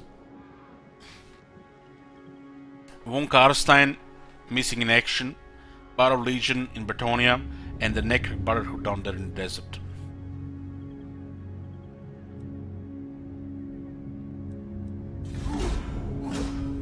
The priority is Iron Warden tank cards on everybody first. Then the weapon, either the slow or perfect vigor one, for the most important characters. And after that, you might consider crafting some armors. Oh, there, this is actually what Blackrock won 2 important battles from the looks of it. A lot of traits were updated with the recent update, Cheater. Not just wars. Definitely now had more options than you used to before. They did leave half of the traits untouched, and some new ones from Warhammer 2 are now just worse version of the updated ones. So it was just all half. It was, you know, a welcome change. We complained about it for a long time, but as a lot of things, you know, it just was half-assed. Cunning that stayed the same. Cunning is strong, so don't need to change that. Dwarves have a high chance of getting their special ones, and they are very strong. Grungi is questionable, you know. 5% research rate, pretty much the only thing that's convenient.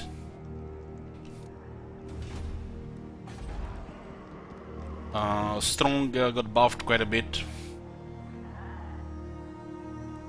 Perceptive is still the same. Determined staying the same was a mistake. It's like, why didn't they change that one? Probably because they didn't know how to change that one. There's this new one, Weapon Master, grants extra attack and armor piercing damage more than before. It's actually really nice for like Skaven assassins. But the Skaven have 2 other skills which are basically just worse version of that. It's really strange they left those other ones while they're changing this one. Why didn't they scale everything up? So, not updating Warhammer 2 traits, which are just worse version of the newly updated old traits. And leaving stuff like Determined, you know, just confirms that half-assed. Move. Maybe in the next update patch they update the rest. Who knows? But the main character trait should be a defining character trait. What should be the reason why you get this character over the other characters? Another thing that needs to change is these traits that you see here should refresh every single turn.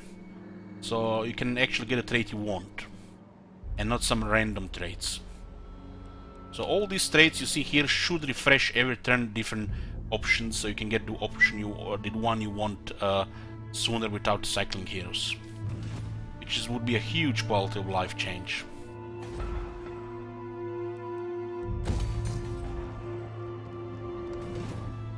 Gottrek, Gurlisan. Onwards to death. Honor to your ancestors. I agree, Tarnflux, to that. They should go one step further, and you know. So what do I do? They should go one step further.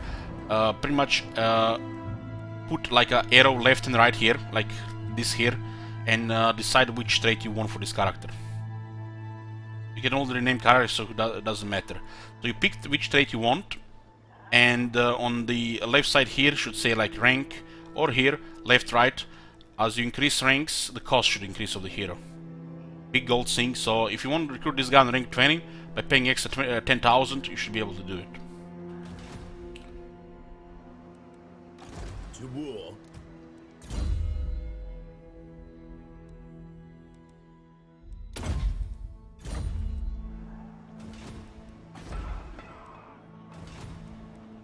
Ready. Not only searching entering right now, right? Yeah, we need more students. Anad, bring it down. Oh, Archivist. Another 10% research.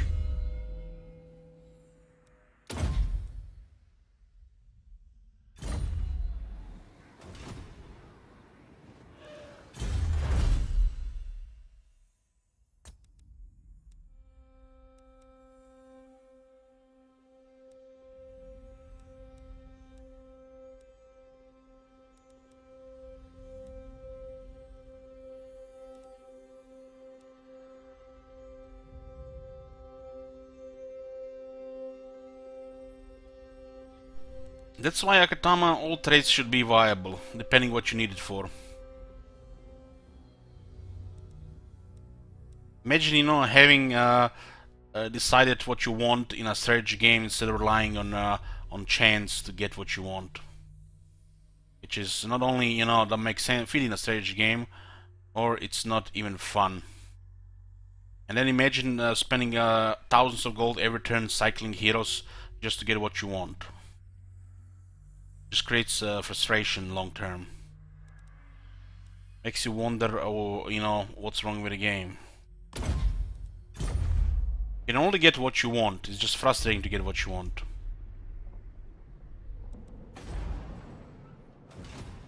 What's wrong with making it convenient?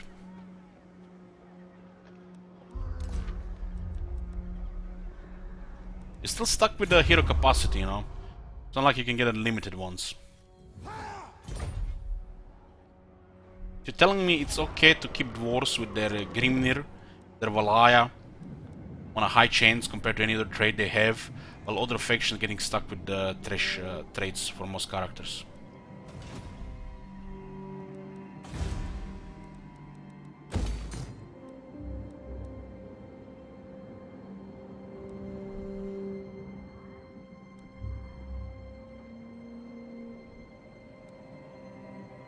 That's a bad comparison, I don't agree with that. Vengeful Rune Lord. Gotrek Gurnishan. My anger burns bright.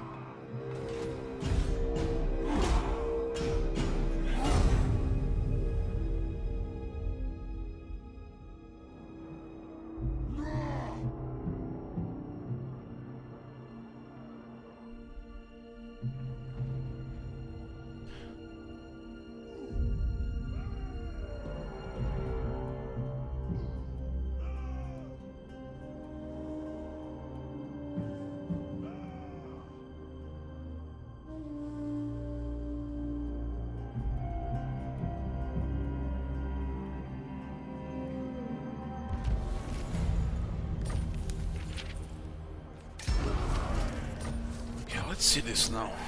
We can finally test the bait. I grow restless. Forwards! My vows will be satisfied with this. Onward! Casting the runes. We have 730 here on Ungrim. Iron will. 600 here. This one is gonna be hard to say. Gotrek Gurnishan. Smart technology and get a chance to get more traits. Gotrek Gurnishan. A mighty death!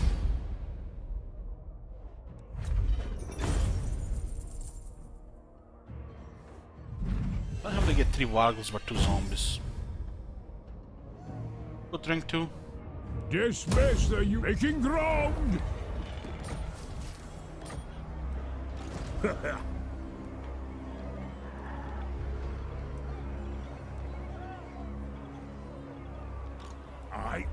They did get slightly more experience because Gotrek for a battle. Is it time? Ahead! It looks like Gotrek gives a little bit experience to the other lords.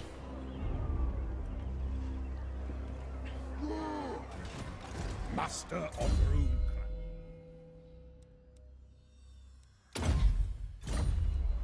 It is time.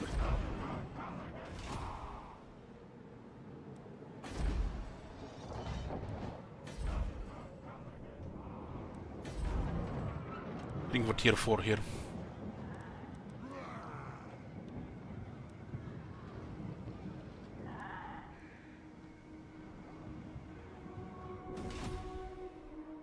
The throng is mustered. Yes, let's Send the move. mustard north.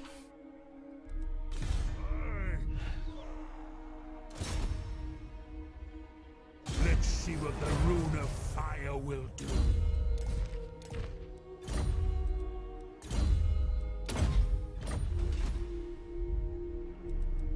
Gotrek, Gurnisson!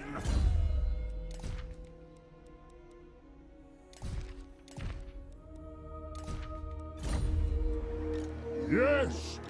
The Slayer in me seeks death.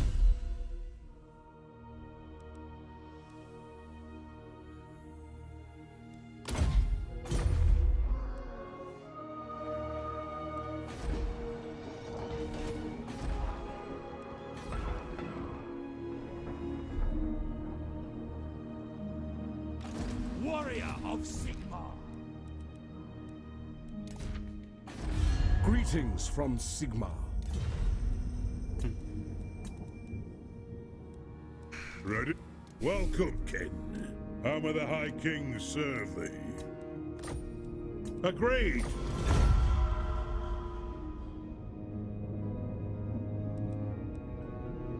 Yeah, come, King.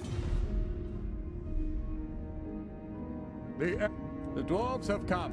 I hope they have brought a few barrels of Bugmans with them. Very well.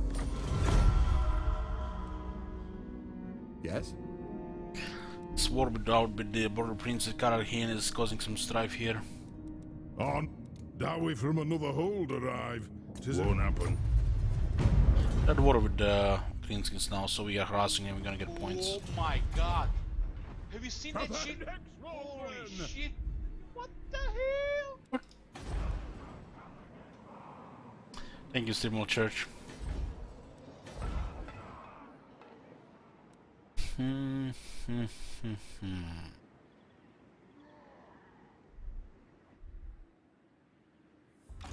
I help you? Honor to your ancestors. Monster Slayer! What?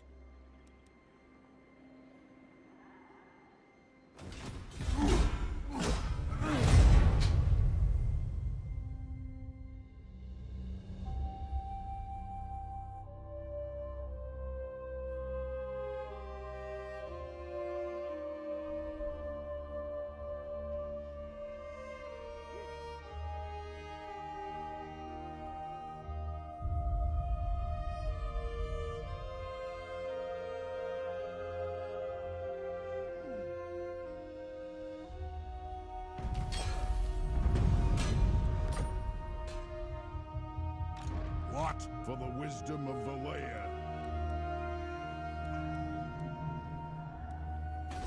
After the characters of Valaya and Grimnir.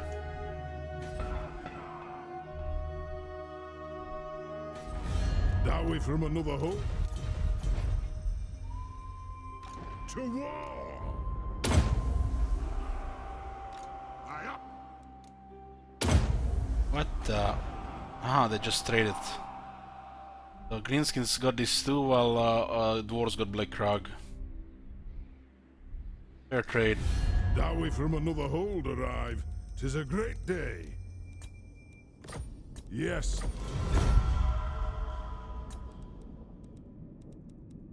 This action. Be at peace, for that is all I ever want. Absolutely not. We cannot.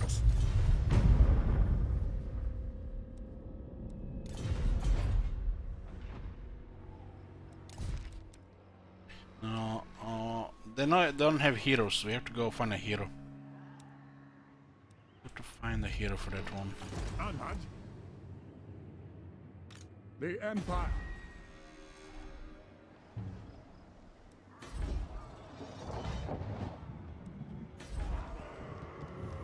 To war.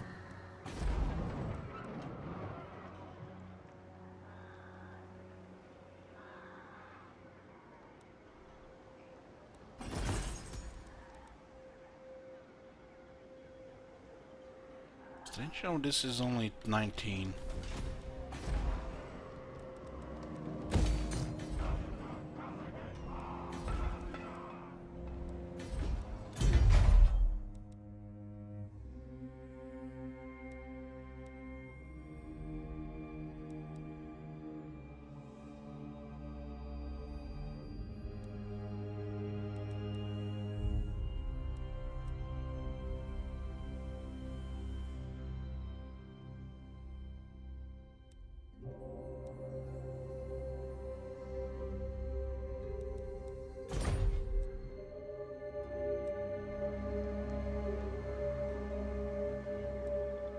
I must fulfill my Slayer oath.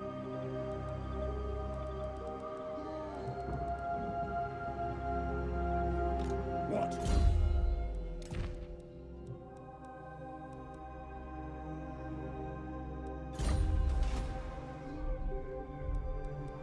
It is time. Collapse! What?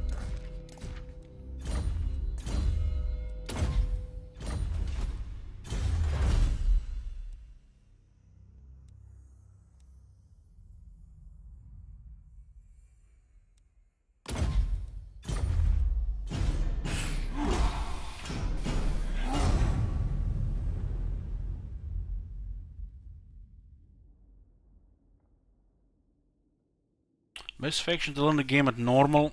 If you Mortal Empires, Itza or Lothern. One is Lizardmen, the other are High Elves. Although nothing wrong picking like stuff like Reichland.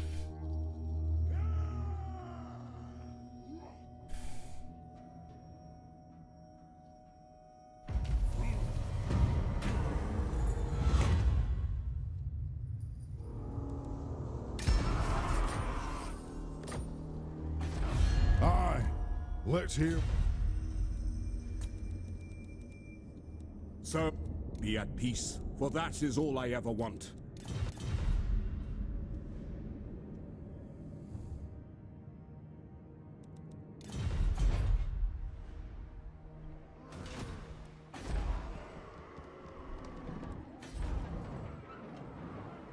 Waiting for that tier 4.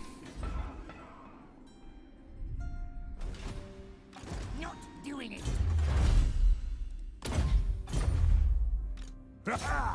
Runes of spite and death.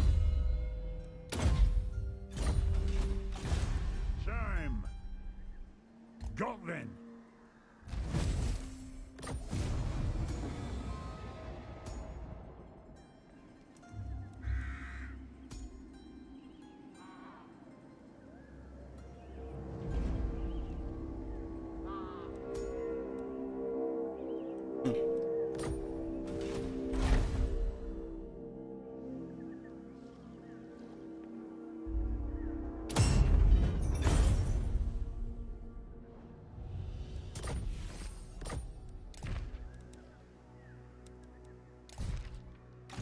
Onward.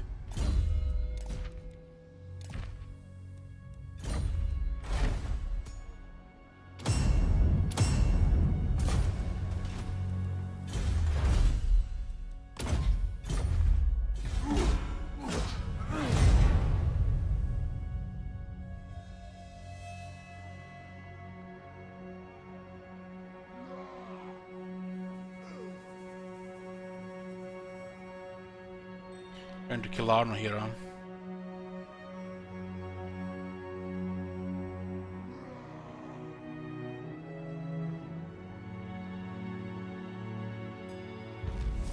Anad.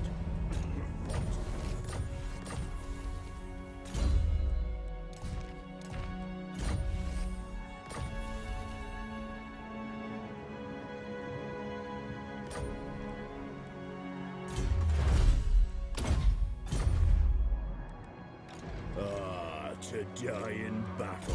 To die in battle. I am the Slayer. Born to...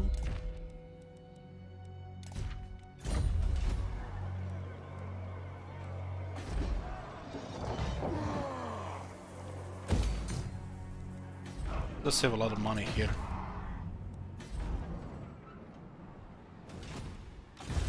His will binds me to you. A rune of burning will do it. 97%. Orders. The binding oath. What do we have here?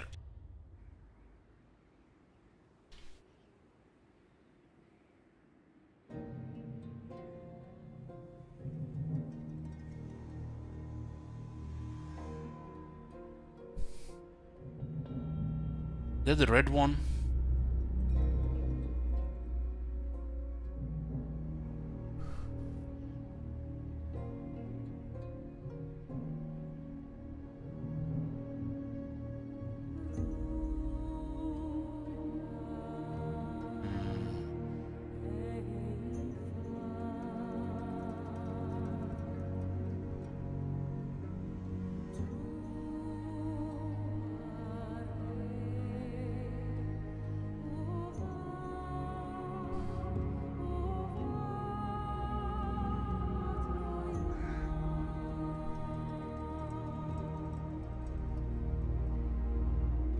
Can be 3 if it's red.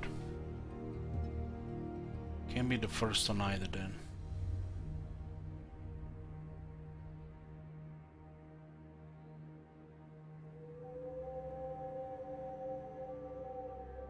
Can be the bottom if it's red.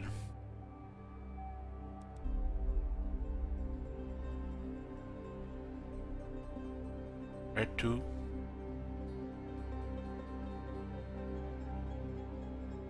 Click red 2. It's not red.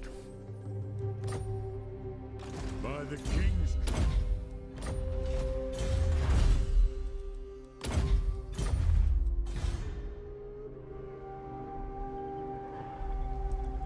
They're not here anymore.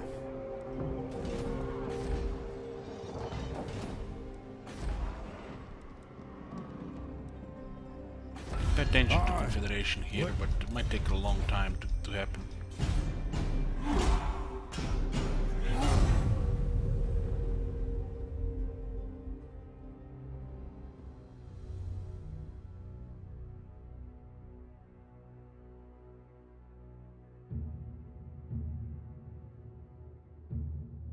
Welcome to my throng. So that one has to be considered blue, I think.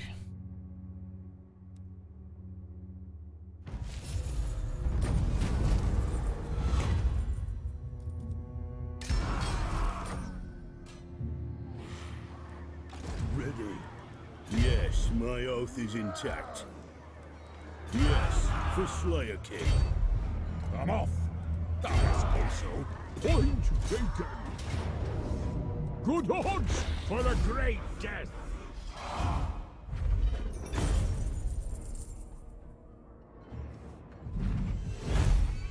Who got rank 2?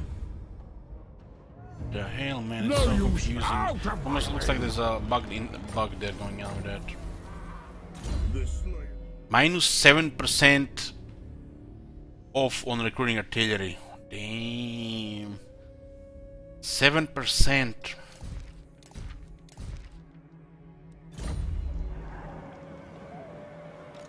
Giant Slayer. Monster Slayer. Civilization. I grow restless. 7%, boys. Onward. I'll surround the enemy in dark rooms. second guild master.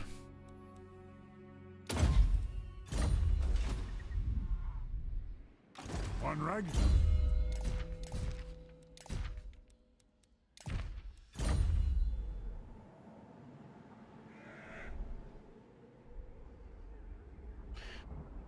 Hey Cart, how's it going? It's, I guess it's okay. Just chilling. Why 6 and new skills doing? I've not decided versatile or flavor army.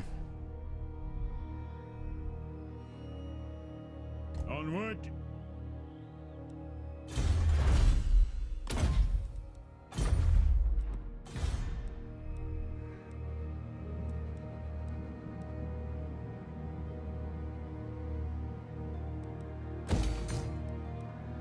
Get the shrine now on tier 4.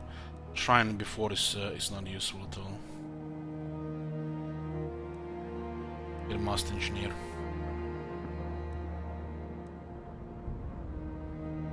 I might just a good master engineer and remove that building because it doesn't give an additional one. It's quite expensive actually for it.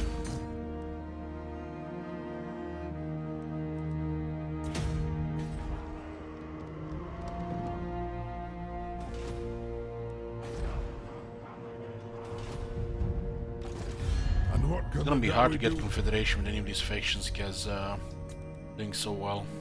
What? Aye. Aye. It's not a bad confederation either. Black Mountains is good. What? Welcome, oldest friends of the Empire. Indeed. Indeed. Giant Slayer. I must fulfill my Slayer.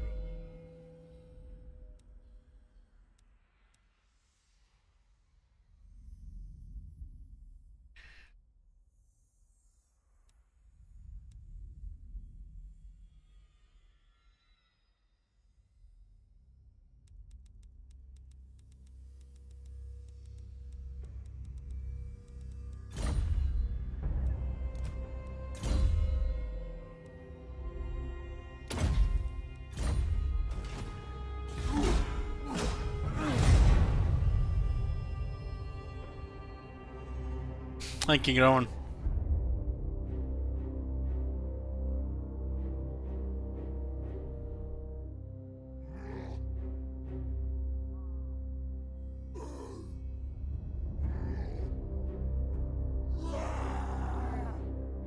Skywater, this is not really a real-time strategy, no. We call it like real-time tactics. On the campaign map it's turn-based, and in battle you can pretty much play slow motion or with pause. If you play on the highest difficulty, the battles are real-time strategy. And they are a slow real-time strategy than a Warcraft 3, for example.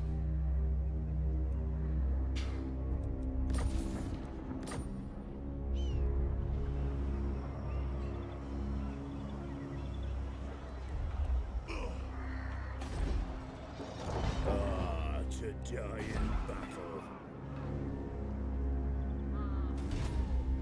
You summoned me?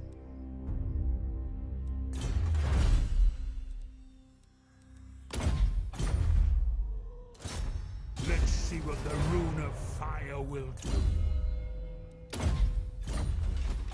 Otrek Gurnison. These guys don't get any traits, huh? Looks like they forgot to give them traits.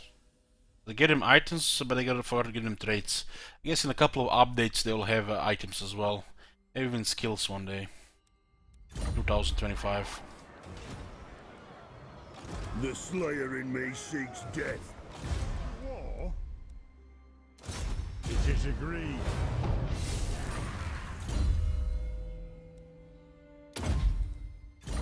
We got perceptive here, so we are vulnerable to their characters.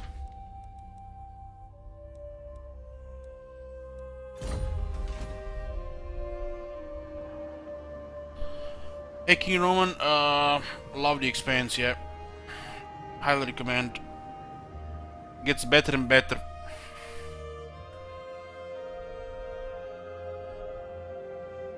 Having a good day, I'm not feeling so well.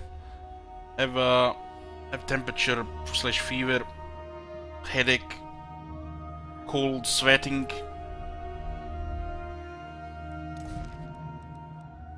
Probably go away in a few days. What do you want? Fatigue, exhaustion. Troll Slayer! Let's work towards marching songs.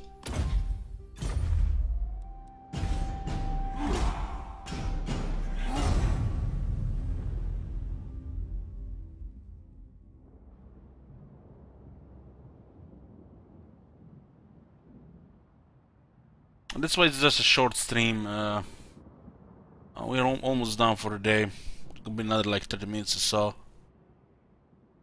I stream every day. I stream through like a lot of stuff. The the cold and flu type of things when you're exhausted is just the worst. The stream takes a lot of energy. When you have no energy, it's just makes it worse.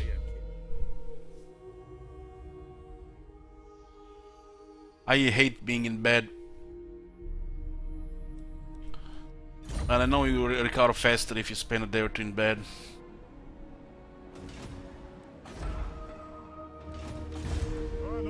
Unless it's sleeping or other things, I don't want to be in bed. Ready. Ah, that is agreement. Oh my god. Have you seen that shit? Holy shit. What the hell?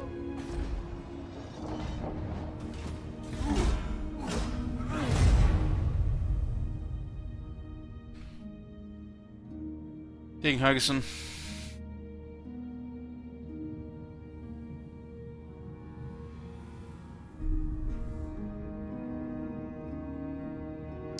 Why not doing the quest to get the items on your load? They're not very good items. And the quests are also inconvenient to do, so you can just ignore them.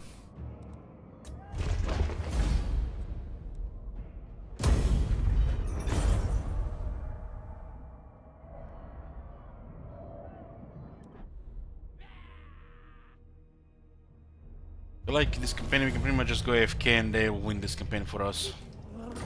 Campaign is just an intern simulator, but we're gonna go north when we get tier 4 stuff ready.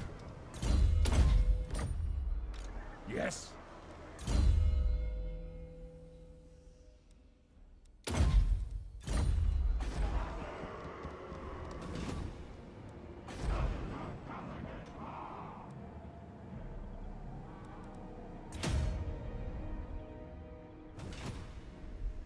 There's literally nothing to do right now.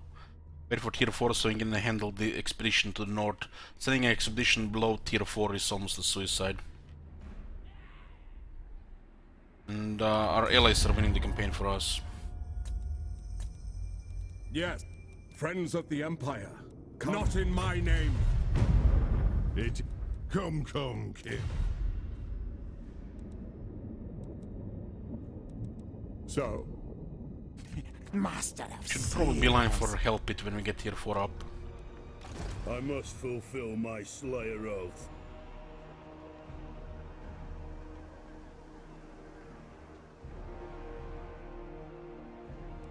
Now, we are waiting for tier 4 military buildings, so it will be pointless to try to stabilize this. So since we are waiting here, might as well get some experience, items, money. It's an easy spot for rebellions because there's nothing else to do. It will be pointless to stabilize since we're just waiting. Might as well get some extra out of it.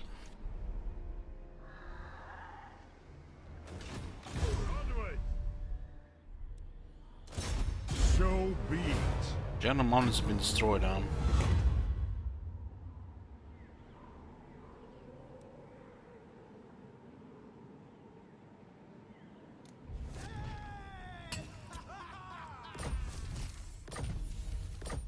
Another archivist.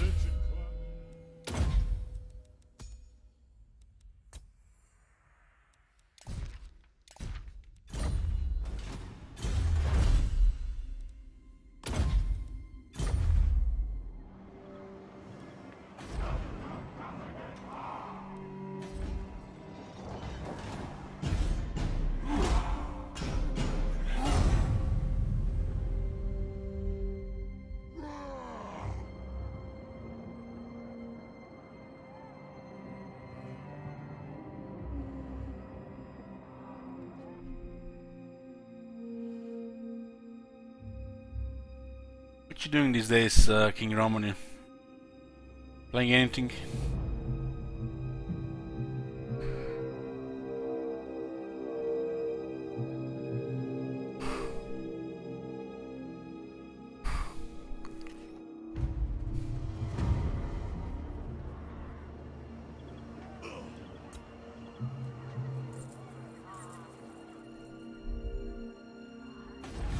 Follow Dowie. Red, and what can the Dowie do for you? Oh, welcome, kid. And what can the And Dowie... the horse are control. Out of control.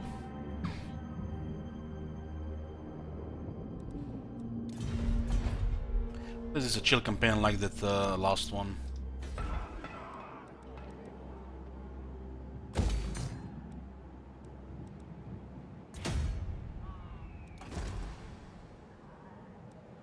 Hi, lad, what can I do? Ready to do the... You can only get one engineer, so it's pointless to keep that building unless city's about to get hit tier 5 as well.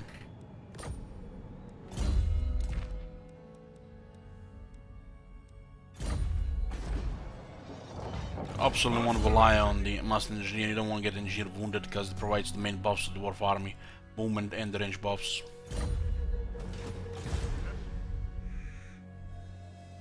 A wise plan.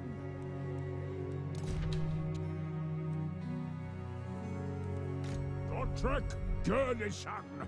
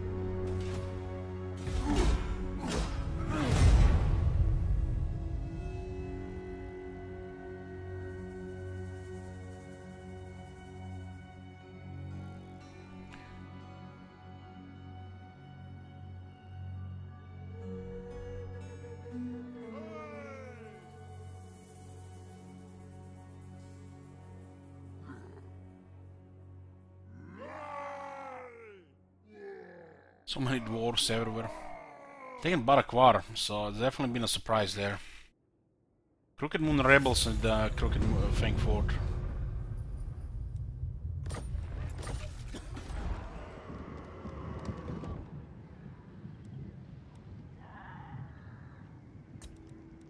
Let us begin. Yes, he is narrow. Yes, he is.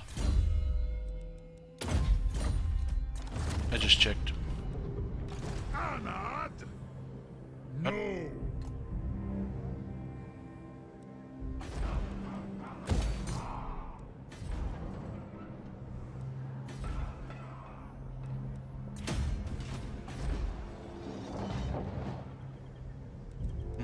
So what do we want to get here?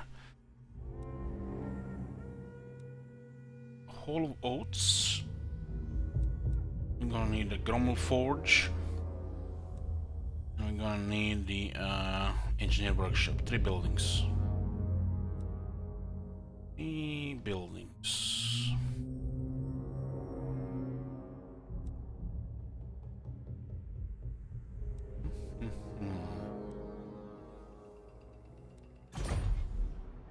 Tier 5 is not a top priority unless you want extra master engineers.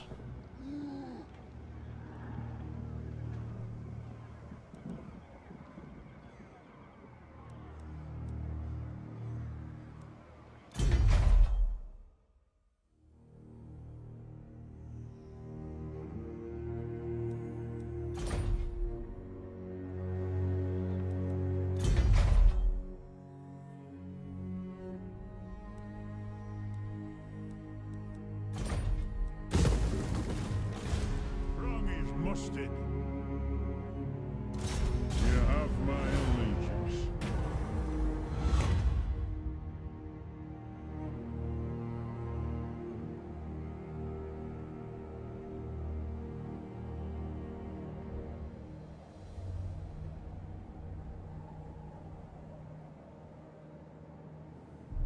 It's not the same one. We go yellow, it can be second. So the other one's on the right side. This just fits like here. This guy has to go up. Has to be a distance of at least one. I think it's third. Okay, got some armor here. The Slayer in me seek. Glittering scales, nice to debuff the enemy attack.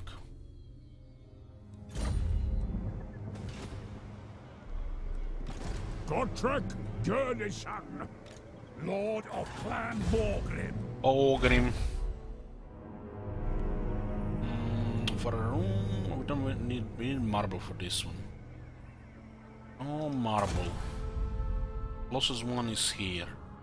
Portable Bars has it. Looks like Cortly Bars is invading Greenskins. It is good to see our ally. Us of names that I parley with you. Don't care about her. To fellow Dowie, one honor to Yuran. Black Mountains would be nice to confederate. Tis a great day. Not available though. Looks like his trades got bugged.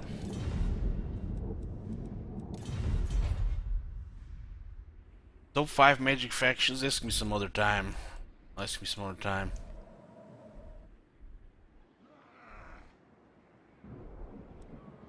Aye, lad, what can I do?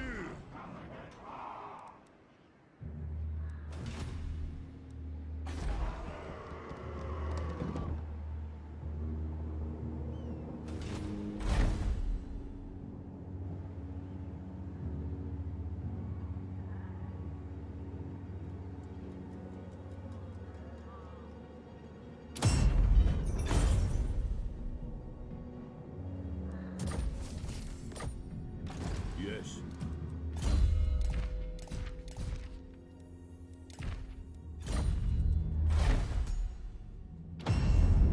Why did the text disappear here? Anybody sees the text here? They're playing dwarves right now. Just had a fresh reinstall on the game. What needs to be done? One rag.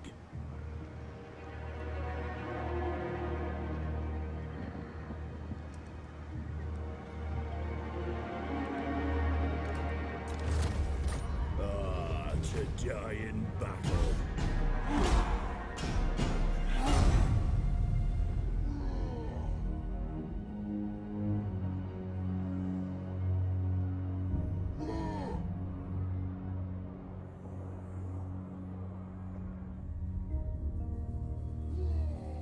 What? There's a full army there.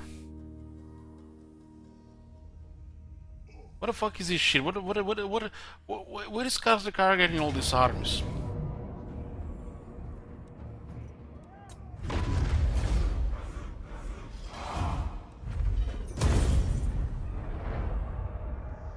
A full Gninskin army couldn't handle 8 units. And look at how many they have.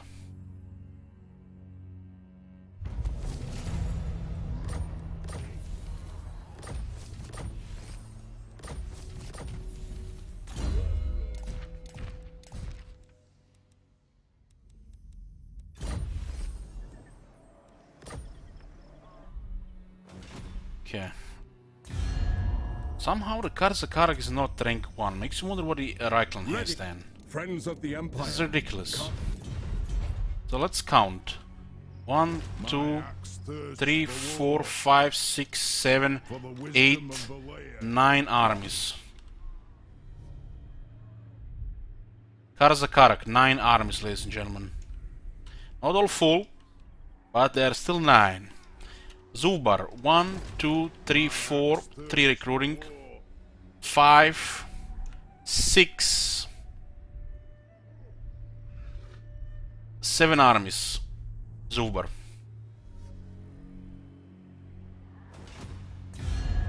And Reichland is still rank 1. The Empire. This is ridiculous. Come, kin. Let us.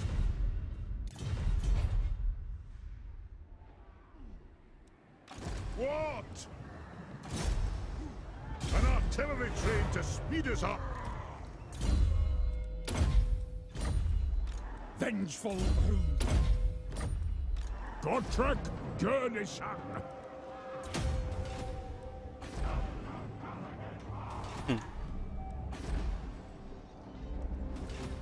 What's your orders? Kill!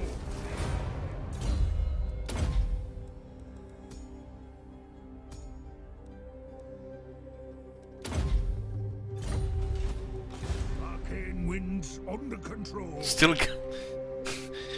Oh man. Move!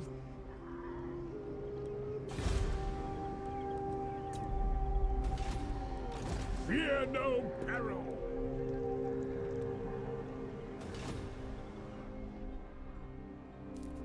That was my idea, yeah, Ghost. Maybe next time Brace requests Cardin will request something something less memey. Well, we lost Giant Slayers and the Runesmith on turn 1, so had a slight handicap in the beginning. And we still handled Red Eye by turn 9.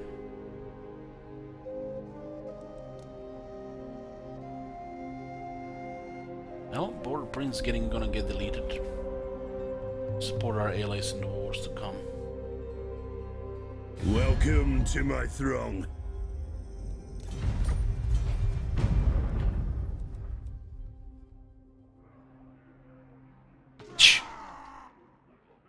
Click, click, click, click, click, click, click, click.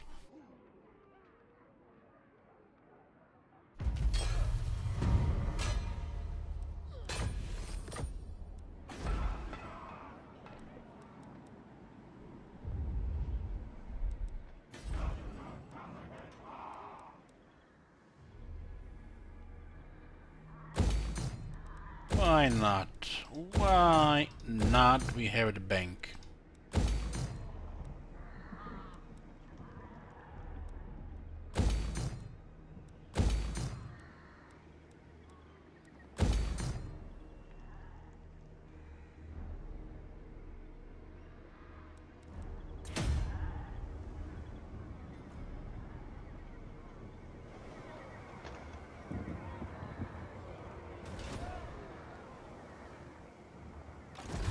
Dowry from another holder. Ha! Dowry from another one. Welcome, friends. We're not allied with anybody else. They're allied with Karak Azul. Oh, the Emperor already likes us much more now. Greetings from Sigmar. By Sigmar, no! For clan honor, fulfill my dringy oath. Cause rebellion for them here, I think. Hold on, hold on. I answer to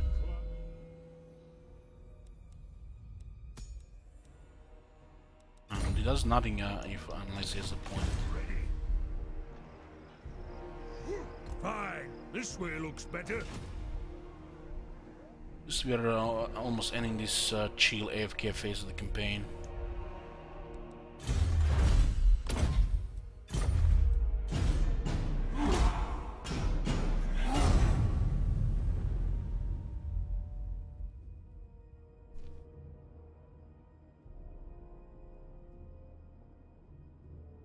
You pretty much just enter with this faction and you still win campaign. Enter in your capital. Eventually just ally with all the good guys.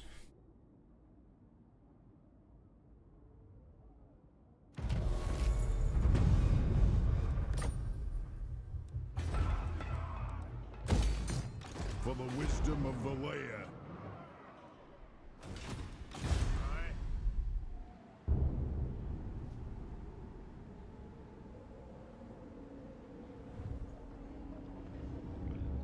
Using guild routes.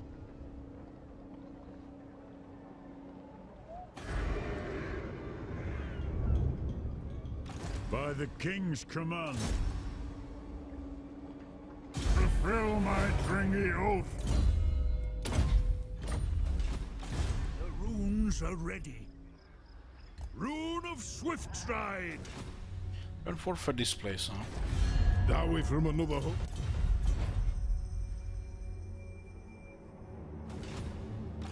My axe thirsts for war, for the wisdom of the land.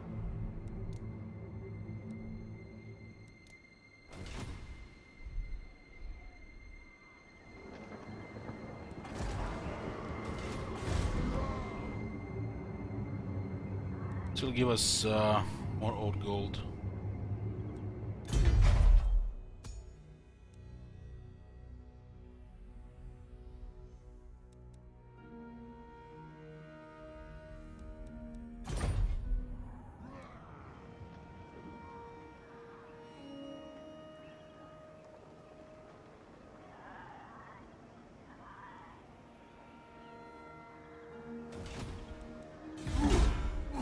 Well, yeah, we're switching to tier 4 stuff.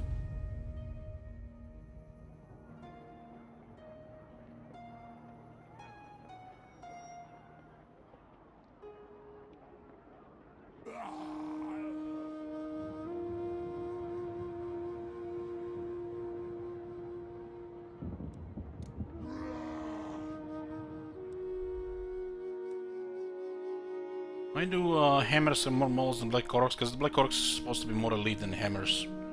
But yeah, it's hilarious to see the bodyguard unit of hammers more numerous than a unit of greenskins.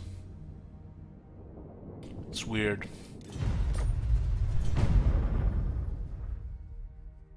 The Black Orcs is still tougher than hammers.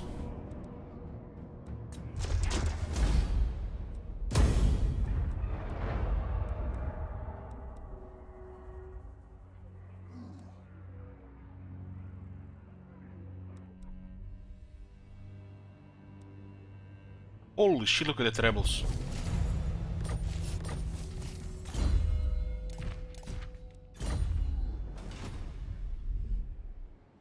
The throng is disagree. What do we have here? Seppuku. 2, 3, 1, 3, 4, 2. 3, 4, 2.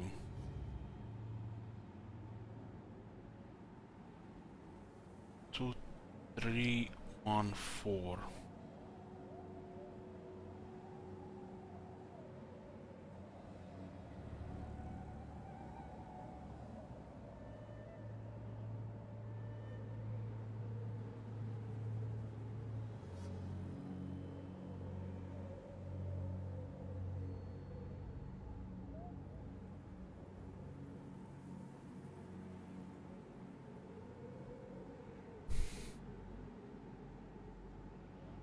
Which color?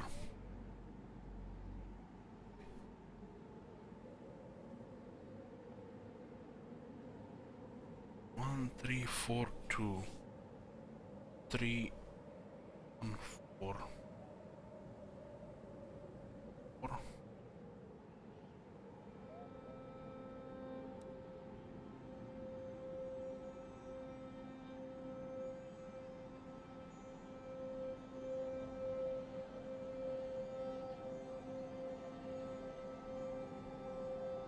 4.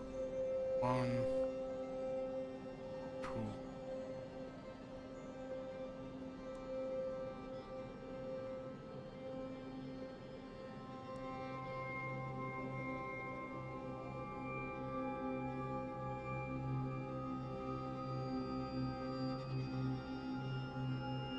Purple, red.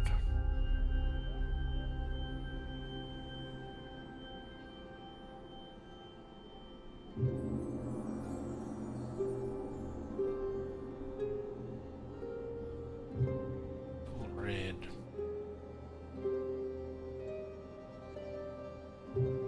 This one is blue.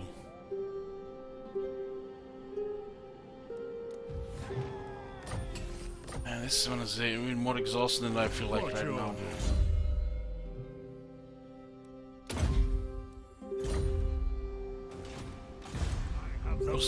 Without a pencil and paper, it's like Just so hard to remember the head.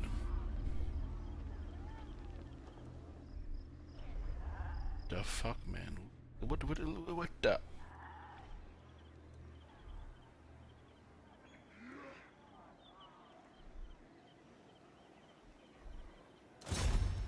Runes of spite and death.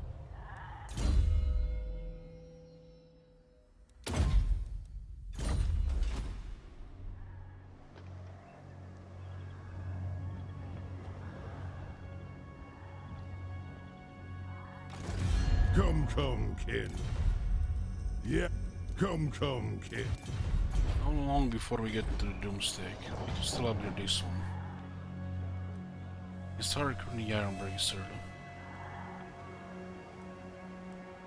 I am the Slayer King. The Slayer King.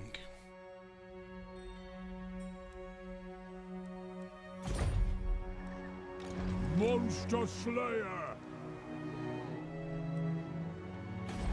A giant Slayer sees so the regular Slayer is no longer good.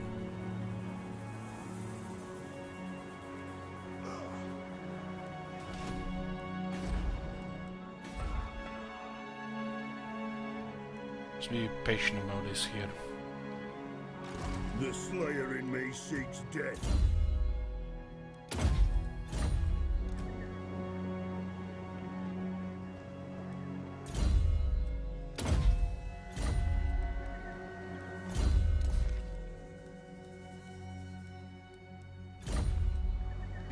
We can do one more rebellion I think here before we switch.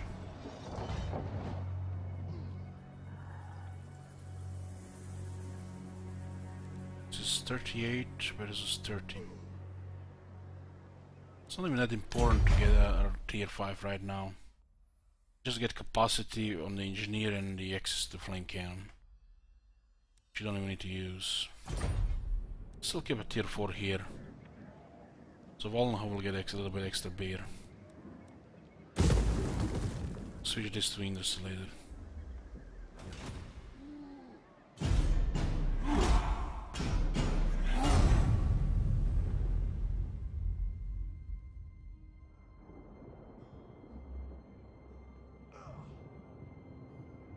We'll get a tier 4 army and we'll send it north to fight Skaven and Norska.